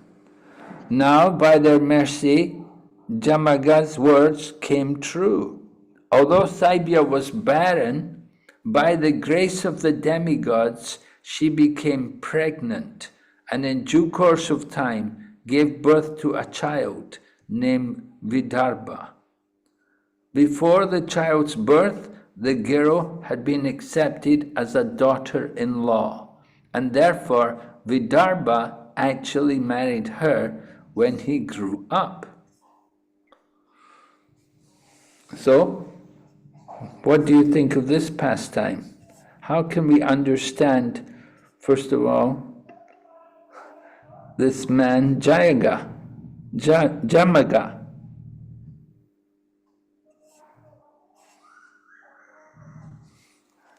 I become a bit confused when it says that he came with the prostitute on the chariot.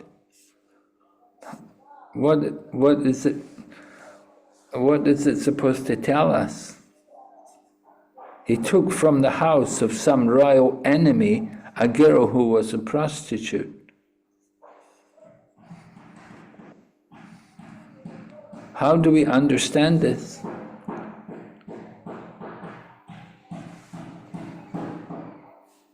Well, more is a fact of life. Not very difficult to understand. What was it? But then he said, no, this daughter will be your son. This girl will be your daughter-in-law. He's going to get her married to their son. So,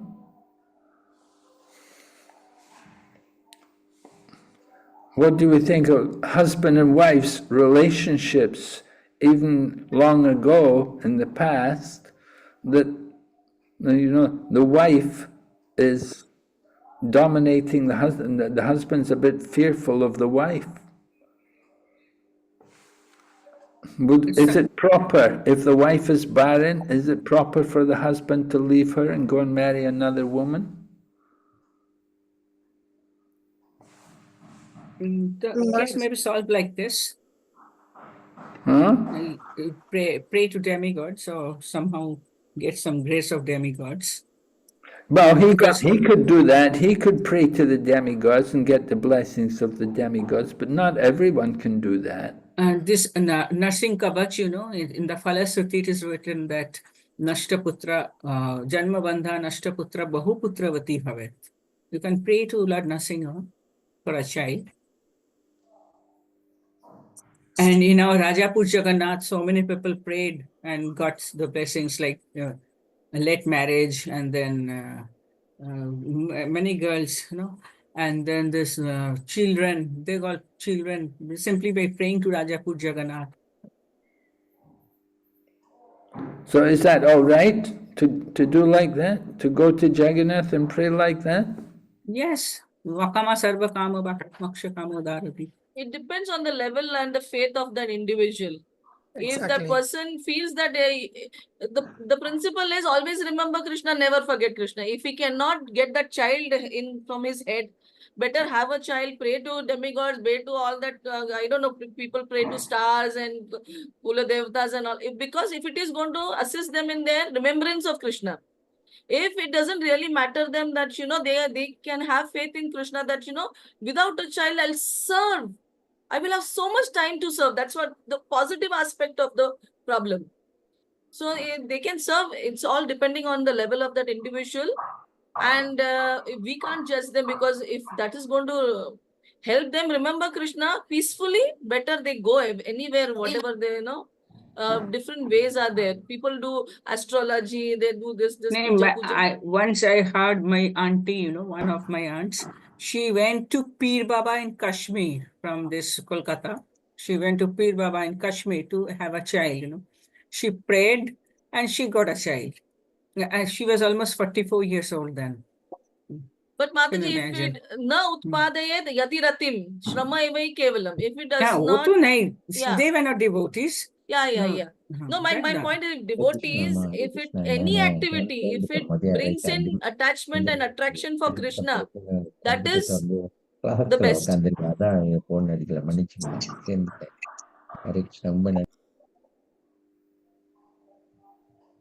Hare Krishna. Ananda Dulal Prabhu, please. Yeah, Maharaj? Yes. What do you think about this? What can we understand about Jamaga? How can we understand his nature?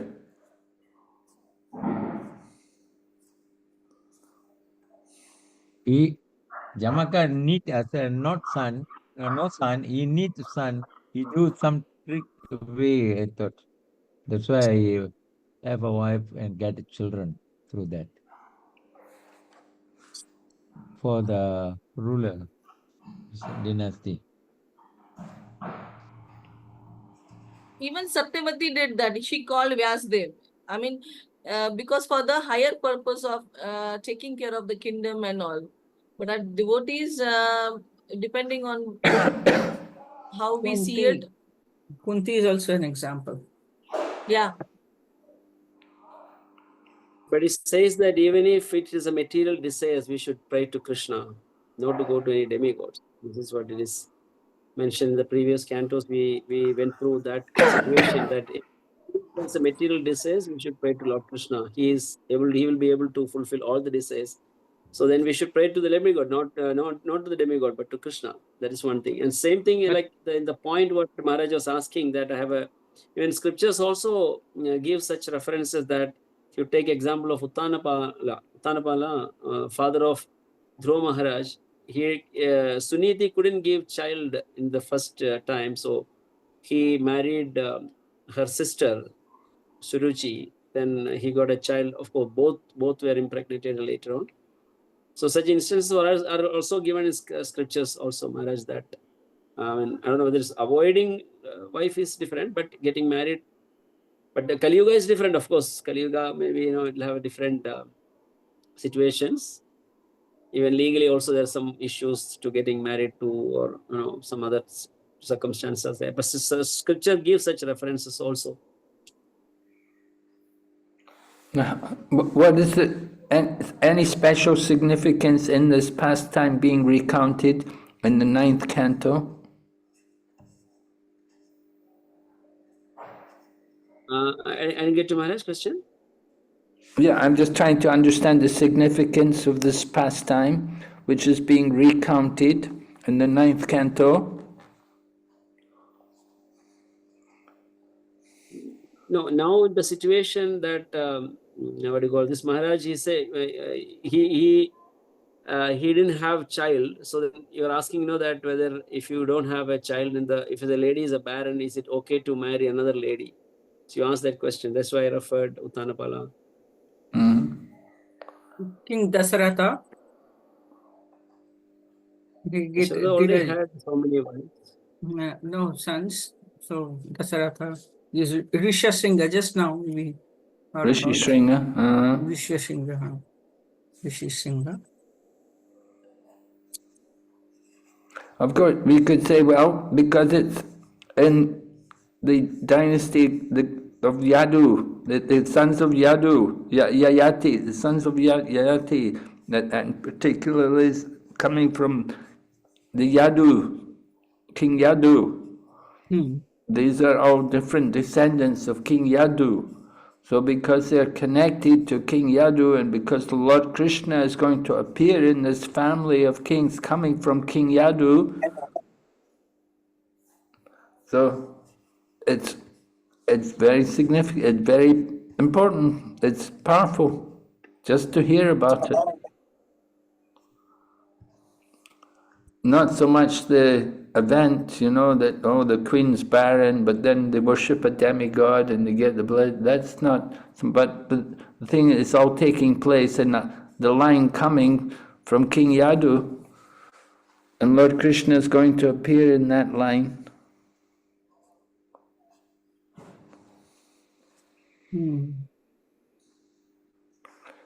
We have to see everything in relation to Lord Krishna. It's that connection to Lord Krishna which purifies everything. Vidarbha has 3 sons, Ukusha, Kratha and Romapada. This Romapada and then Dasaratha were friends. Oh, Vidarbha. So what about Vidarbhi? Who is that? Huh? Vidarbhi, you're talking about Vidarbha. What about Vidarbha? Who is the daughter? Vidarbhi. Vidarbhi is Rukmini. Vidarbhi. Where is that mentioned? Vidarbha? Vidarbha, in the 24th chapter, first line, he had three sons, Kusha, Kratha, and Romapada. And this Romapada was married to Dasharatha's daughter. Sorry, adopted Dasharatha's daughter, Shanta. You're going And on then- to chapter 24, is it? Yes, yes. And so Vidarbha is related here. So this is the reason that had been, begotten like that. Okay. It's important link in the dynasty. Vidarbha.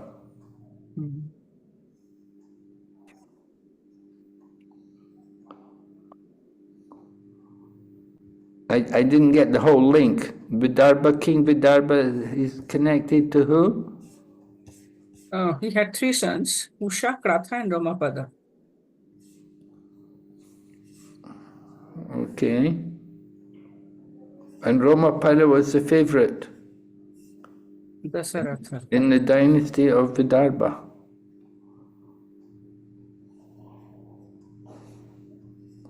By the womb of the girl brought by his father, Vidarbha begot three sons.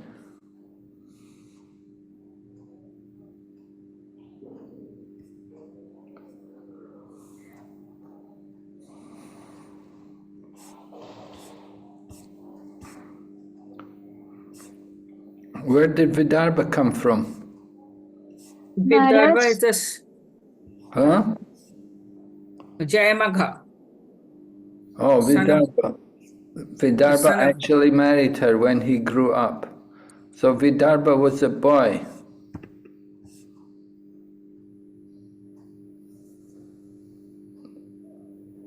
The son of Saibya, huh? Jayamagha and Sabya. Saibya gave birth to Vidarbha.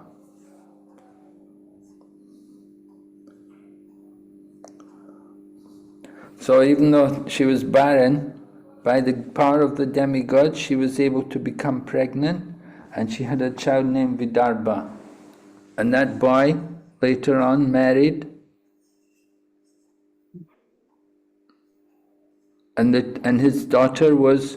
Vidarbha had a son named Kratha. Kratha came the son Kunti, whom Kunti adopted, Kunti. And from Kunti came Drishni, Nivriti, Dasarha, Vyoma, Jimuta, Bikriti, Bhimaratha, Navaratha, Dasharatha, Shakuni, Karambhi, Devarata, Devakshatra, Madhu, Puruvasha, Anu, Puruhatra, Ayu, Satvata.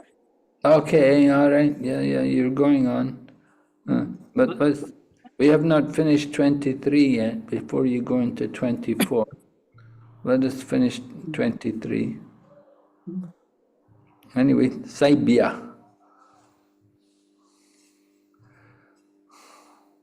So Saibya gave birth to the child Vidarbha by the grace of the demigods, and Vidarbha got married.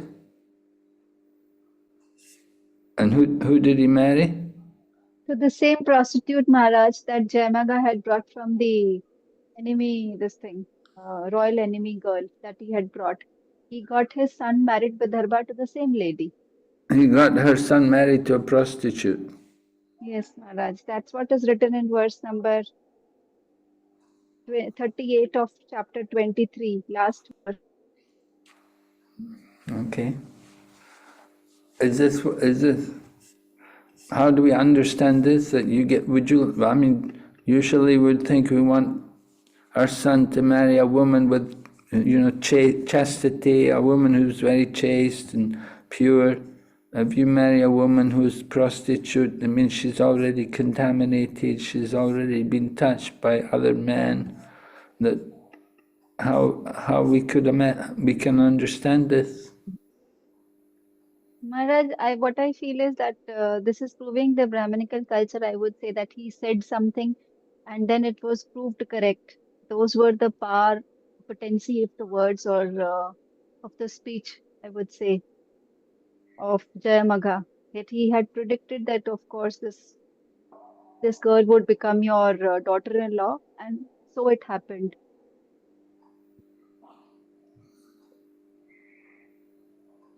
So you're saying this was the degradation of the Brahminical culture? Not exactly degradation, Maharaj.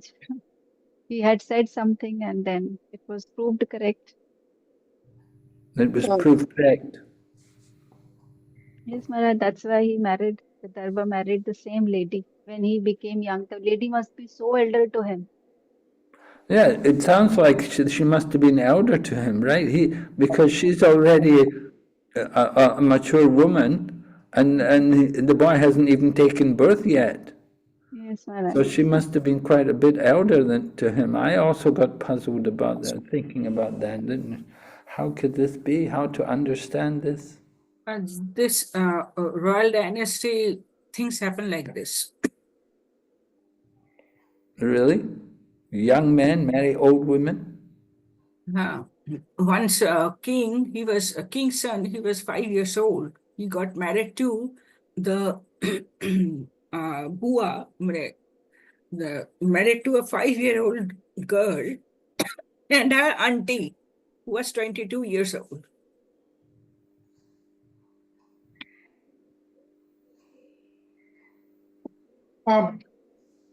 Actually, like when we are talking about girls like prostitute and thing, as I understand, Maharaj, like we are also talking about a certain era, and in different eras, such things have got different connotations. It's like what constitutes a prostitute? How do we see prostitutes? As we see, like as far as my understanding goes, if like a study has goes, even like in royal families, as Murthy Srimati is saying, in royal families, there will be the what you call queen, there will be gradations of queens. What you call keeps, there will be different kind of people there. Just like when we say that there is one queen is being married, and then 20,000 servants are going, all girls. So what are they supposed to do, those 20,000 girls out there? So we don't see that 20,000 girls are like going with their husbands. So this is a very different kind of thing which we are discussing actually. So there has been cases like that, Kshatriyas, and that was the culture. I mean, we can of course always discuss the possibility. That's what why we are getting stuck, is when we're talking about the morality or the immorality of the situation or the rights and wrongs. But Bhagavatam is also speaking as a matter of fact. If there has been a case like that, it has been a case like that. And there has been many cases like that. And that's how it is. So as like we speak about, like we see Kshatriyas also engaging in gambling. So that doesn't mean that like we see the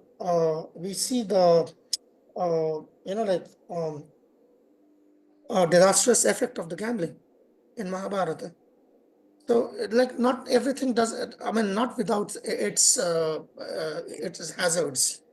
So everybody, every varna, every ashram, they will have some of their weaker points, and that's how like the conditioned souls and how the society is a conditioned society.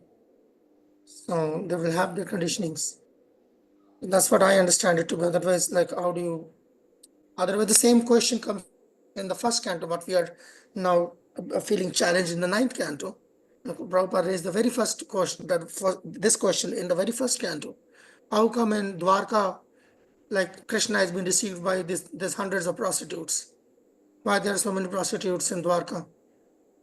And we can go on, we can go on speculating. Oh, there can only be prostitutes that don't have husbands. Or if they don't have husbands, then like why these girls were not being taken under protection? And you can go on and on and on about this. But the fact of the matter is, the society like has been like this.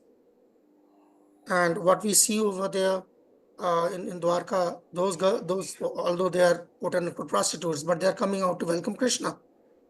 They were playing with Krishna. That's what I'm saying. We are only talking about Krishna. We are maybe in some lifetime we may have a glimpse of a Krishna. They are staying with Krishna. Even I will Even Ayodhya had a prostitute Prabhu, expansion Bhagavad.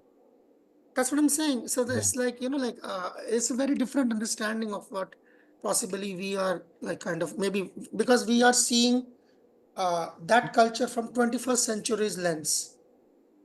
So I think it's like we have to go to that place and then everything falls in place. So it's like In that. Pethu Maharaj procession, they were prostitutes, coming to see Everywhere. bless the king. So the point is that Prithu is Satya Yuga. That means that's the oldest profession as we know. And that's there right from the start of the So we cannot no matter how much we might not like them, but they exist. And they exist. And they have a role in society, as we see. Like if Prithu Maharaj can find a place for them, if Ramchandra can find a place for them, if Krishna can find a place for them, I don't see why they won't be having a place. And in this case, I would say a prostitute has been elevated to the position of a queen. So the king saw it in a different light, possibly the king saw a possibility or a prospect in her, which possibly we do not want to recognize that. Maharaj, I would just like to add here to what Vimla Prasad Prabhu said. Maharaj, that's we have this, all the Matajis have Devi Dasi at the end. So if we go back and what I studied, this Devi Dasi was a terminology when a family gave her daughter to Jagannath. And she used to be for I would say, look after the king or just dance in front of Jagannath for the entertainment of the king. So the families gave away their daughters with their own wish, who used to live in the temple at the behest of the king and just look after and do all the services. So Devi Dasi word came from there itself. So it was a very, very acceptable thing since time immemorial. That's my understanding. We find Ramaranda Rai training. I'm sorry, but I heard Devadasi is different from Devi Dasi. Yeah, that's Devadasis are Devadasi. prostitutes. More like a Devadasi. They are married to the gods, but they were misused they were exploited as prostitutes. It's completely different from Devi Dasi that we got. Our names are different from completely Devadasis. So we should not mix up both, I think. But in the olden days, prostitutes are also devotees of the Lord. The prostitutes in Dwaraka are devotees of the Lord. They were there because to satisfy people who are not happy at home. If the king does not provide prostitutes to people who are not happy at home, these people are going to go on the streets and exploit women who are chaste. So to reduce the chaos and the problems in the society, there will be prostitutes. And Srila Prabhupada is explaining in the purport that if government provides security for prostitutes, right, there will be no chaos, there will be no rape, there will be no exploitation of women. So the prostitution is not a bad thing, but how it is being used is wrong, bad thing. This is the problem with our society. Our society don't have knowledge. How it is being managed. How it is being managed. Our society don't have knowledge or the history of why, what is happening where. That knowledge is not there. So prostitution, if the girl is forced into prostitution, is wrong. But there are women who are interested in that profession. They are used in the olden days for a good cause, not to exploit men, not to exploit women. But the current society is using it in a wrong way. So that's the difference between that era and current age. Very good. Thank you, Mary. Very nice. Very well spoken. Thank you for that. Very clear. Yes? Maharaj, even one of the Prabhupada, remember, Prabhupada glorified prostitute. Like what Mata mentioned, that if you don't have that, then Prabhupada mentioned that the case woman will be corrupted, will be polluted by a man, unscrupulous man, via the prostitution. So Prabhupada also glorified. We have got Pingala in the 11th canto that's coming. We have got Pingala in the 11th canto. It's coming. In the Okay. story of Bilvamangal Thakur, right, the prostitute is the one who induced that bhakti in Bilvamangal Thakur. He became bhakta because of the prostitute, right? Because prostitutes are devotees in those days. Chintamani. Chintamani, right.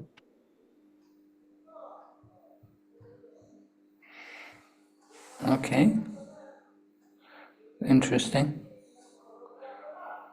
Some new understandings about the position of the prostitute in society. Yeah, but one thing just wanted to know that, okay, Mataji, what she said is can be understood, but what about the other aspect? Now, men who are going to the lady, yeah, even now, the people who are going to the prostitutes are those who are not satisfied at home. So the ultimate sense gratification which is happening even then and even now are the same. Okay, probably now they are aiming for the money. Even now, if you go to the Bombay, there are some areas, streets, some is given for the same purpose. Some area, some section are being given in that way. But even for understanding, a little bit contradicting, I feel that in the first canto when we read, we can see that Parikshit Maharaj's time, Kali could not enter into the country where Parikshit Maharaj is ruling the country. Though Kali came to the earth at the moment Krishna left this planet, but he could not get influenced into the area because the ruling was in such a powerful condition. So if it is that say, then how we can read these together? Like, of course, all these even Satyuga or Dwapara Yuga, Treta Yuga, all this time prostitutions were happening. Then why it is said in Kali Yuga it is prohibited? It is said that it is it's against the four regulative principles. So a little bit contradicting, I mean, then what about the people, men who are going to that lady? Lady is a bhakta. Okay, she can be a devotee and then she is a prostitute. But the man who goes there is contaminated and is unclean, clean, and is for not following the four regulative principles. How to understand these things? But prostitution is Can by I add, Prabhuji? circumstances, Prabhuji. She is Can not. I add something to sorry. this, Prabhuji? Yeah, sorry, Mataji. Yeah, please. So to the point you said, the prostitution in those days and the prostitution in currently is very, very different. Those days, there is a voluntary thing coming from the women also. Those are prostitutes. But nowadays, women are forced into prostitution by exploitation or crime or anything, any other reasons. Men, so it's like meat eating, right? It's like meat eating, right? If we continue eating meat, there will be production of meat, right? If people stop eating meat, then there is no production. So if men stop going to the prostitutes, what will they do? It will stop. Eventually, it will stop. But will that ever happen? We are going towards deep into Kali Yuga. We are not going going backwards. We are going forward. Forward, unfortunately, is down. We are going down, down, and down, right? This forwardness we are thinking is we are going down and down and down, which we are thinking is forward. It's not wrong. It is the age of Kali. Unfortunately, there are situations where women are exploited. We cannot compare this age to that age. I agree that, but everybody is not that, Mataji. Everybody is not like that. Everybody is not exploited and then came to prostitution. That is true, Prabhuji, that yes, there will be a percentage of voluntary category, there is a percentage of crime, there is a percentage of forceful category, yes. But if a person want to become a devotee, no, Prabhuji, if it's a voluntary, voluntary is okay means it depends, Prabhuji. They are there to satisfy men who are not satisfied at home. If they are not satisfied at home, then they will pull women who are chaste and exploit them. Right? There is rape and all these other things are happening in the society because of unsatisfied men. So prostitutes are meant to satisfy them? You're saying? That is a culture that was coming from ages, right? So in that case, then the men in Dwarka, there are prostitutes. These prostitutes are devotees. The men going to them, they are devotees also, but they are unsatisfied and they are going. But that does not mean that If it's a they might devotee- stop. They might stop. If they want to become devotees, yes, they should stop. They have to follow 4 regulative principles, right? There are certain limitations if they want to become a devotee, but there are people who don't want to become a devotee. We are talking about them. We are not talking about devotees Actually, who I break 4 understand regulative principles and go to prostitution. different I think we are gradations. mixing up a lot of things here. There are gradations of things like yeah, it's not either basically I think why we are not Srila able to approach Prabhupada, as a Srila conclusion Prabhupada gave the because 4 regulative principles when he came to both this the country. 4 devotees or non-devotees, like there are gradations into it. It's like we are going into black and white thing. Everything has to be black and white, but whereas in most cases there are shades of gray. So like yeah, what kind of there are shades of gray. Like when we are talking about pure devotees, mixed devotees, No. perfect devotees. So then there will be so many kinds of discussions coming in. So just like when you say that a person who chants Hare Krishna once is a devotee, and a person who is continuously thinking of Krishna is a devotee. There's a category, there's a degradation between devotee and devotee. Prabhu, Bimla Prabhu, 1 second. Just in addition to that, just so excuse me for that, sorry for that. I just want to add one point when we were discussing all these things. Srila Prabhupada very clearly said, following 4 regulative principles doesn't mean that you want to become a devotee. To make you a human Yes. being, 4 regulative principles are followed. To make you a human Absolutely. being, doesn't mean Absolutely. devotee. Yeah, then why you're No, talking? The like devotional service actually is it different. goes no. You go backwards to the very same argument what you was giving, exactly. So then, like you do not like you cannot limit a person to becoming a devotee just on the basis of the 4 regulative. He is not perfect. That doesn't mean that a person cannot take to devotional service. Anybody can take to devotional service. But in order to continue or advance in devotional service, you will have to kind of become a human being at some point in time, which means these 4 regulative principles. It's not like it's somebody else. Kings also use this prostitutes, Bishkannas, to kill another king. Everybody, like then when there are things they will use for all kind of purposes. Kshatriyas were always allowed for all the, even they used to intoxicate, they used to eat non-vegetarian, they used to keep prostitutes, they used to gamble. Kshatriyas were allowed all the times. And that doesn't mean that they won't have reaction, Baba. They will have reactions for that. Yeah, Allowed doesn't mean they will have reaction. Definitely. Even I am with, I don't want that because I need a clarification that It's the a fact I of think, life. As a fact of Archandra life. Prabhu, what is your question? What is your question?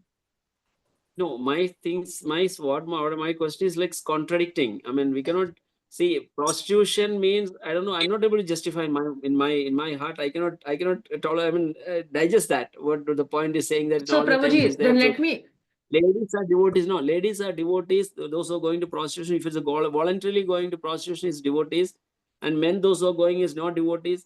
I mean, it is no somebody Prabhuji, that's not what I'm saying. That is not what I'm saying. So let me clarify, okay? So I understood your point. I understood your point. It's a valid point to those men who are not satisfied at home. I'll tell something. See, I'm in the United States of America, right? In this country, prostitution is happening openly. They don't put a board or a center. If a person is having multiple partners, it is prostitution only, in my mind. Even India also same, Mataji. It is not When so. when Like, Srila probably Prabhupada it is came not to this open, country, happening when Srila everywhere in Prabhupada India came also. to this country, all hippies have multiple partners. That means they are into prostitution only. But Srila Prabhupada, because of his purity, is able to transform them into, many of them become sannyasis. Many of them. And they became pure devotees. And many of us are disciples of those devotees, right? So, see, it depends, Prabhuji. It's like time, place, circumstance factor, right? I like to use this a lot. Srila Prabhupada converted. We should not look the past of a devotee. I'm not looking at the past of a devotee. There are even devotees who have came into devotional service and following everything. Then past is gone. We are not No, we are looking looking at at the past. history, We Prabhuji. understand that. We are not looking at the past. We are looking at history. When we are reading Bhagavatam is a Purana, right? Purana means very old history. History is stating facts. And we read the facts and we take them as it is and move forward. That's all. if we are speculating, then that is wrong. What if Srila Prabhupada gave a purport? Yes, then there is a discussion, right? If there is no purport, we don't need to speculate on that. That is my understanding. What did But I how speculate? I it didn't applies speculate. to the, I think from a preaching application point of view, there is always a scope of discussion. If somebody comes and says yes, that yes, there is a discussion, yes, but for preaching application, right? So for personal application, it is our character, how we develop our character, how we change, how we purify, that is up for us. But for preaching application, does that Agreed. apply to current age? No, it doesn't apply to current age. In those days, kings can have multiple wives, kings can have prostitutes because they can maintain them, they can give them protection. They cannot exploit them, right? They don't. So they are allowed to. If a man can support multiple wives without hurting them, without abusing them, without then yes, he can have multiple wives. It is allowed. But like, It who's is the culture. arbitrator? Who's It is the not arbitrator? wrong.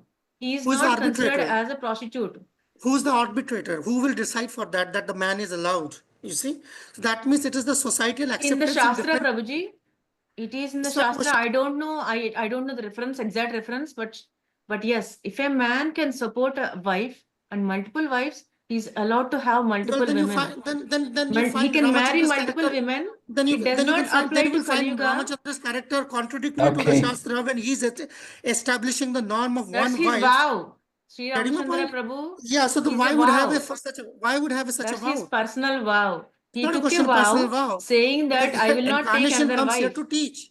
And incarnation comes here to teach, not to give personal vows. You cannot force people, Prabhuji. You That's cannot what force I'm people. saying. That means the society has to come up with a standard for every age. Who is And that's what we society? are getting. When Well, you said who is, they do have a when you said standard. That's what it society, is. They do have who a is standard. society? Just a minute. Okay, The society you live in.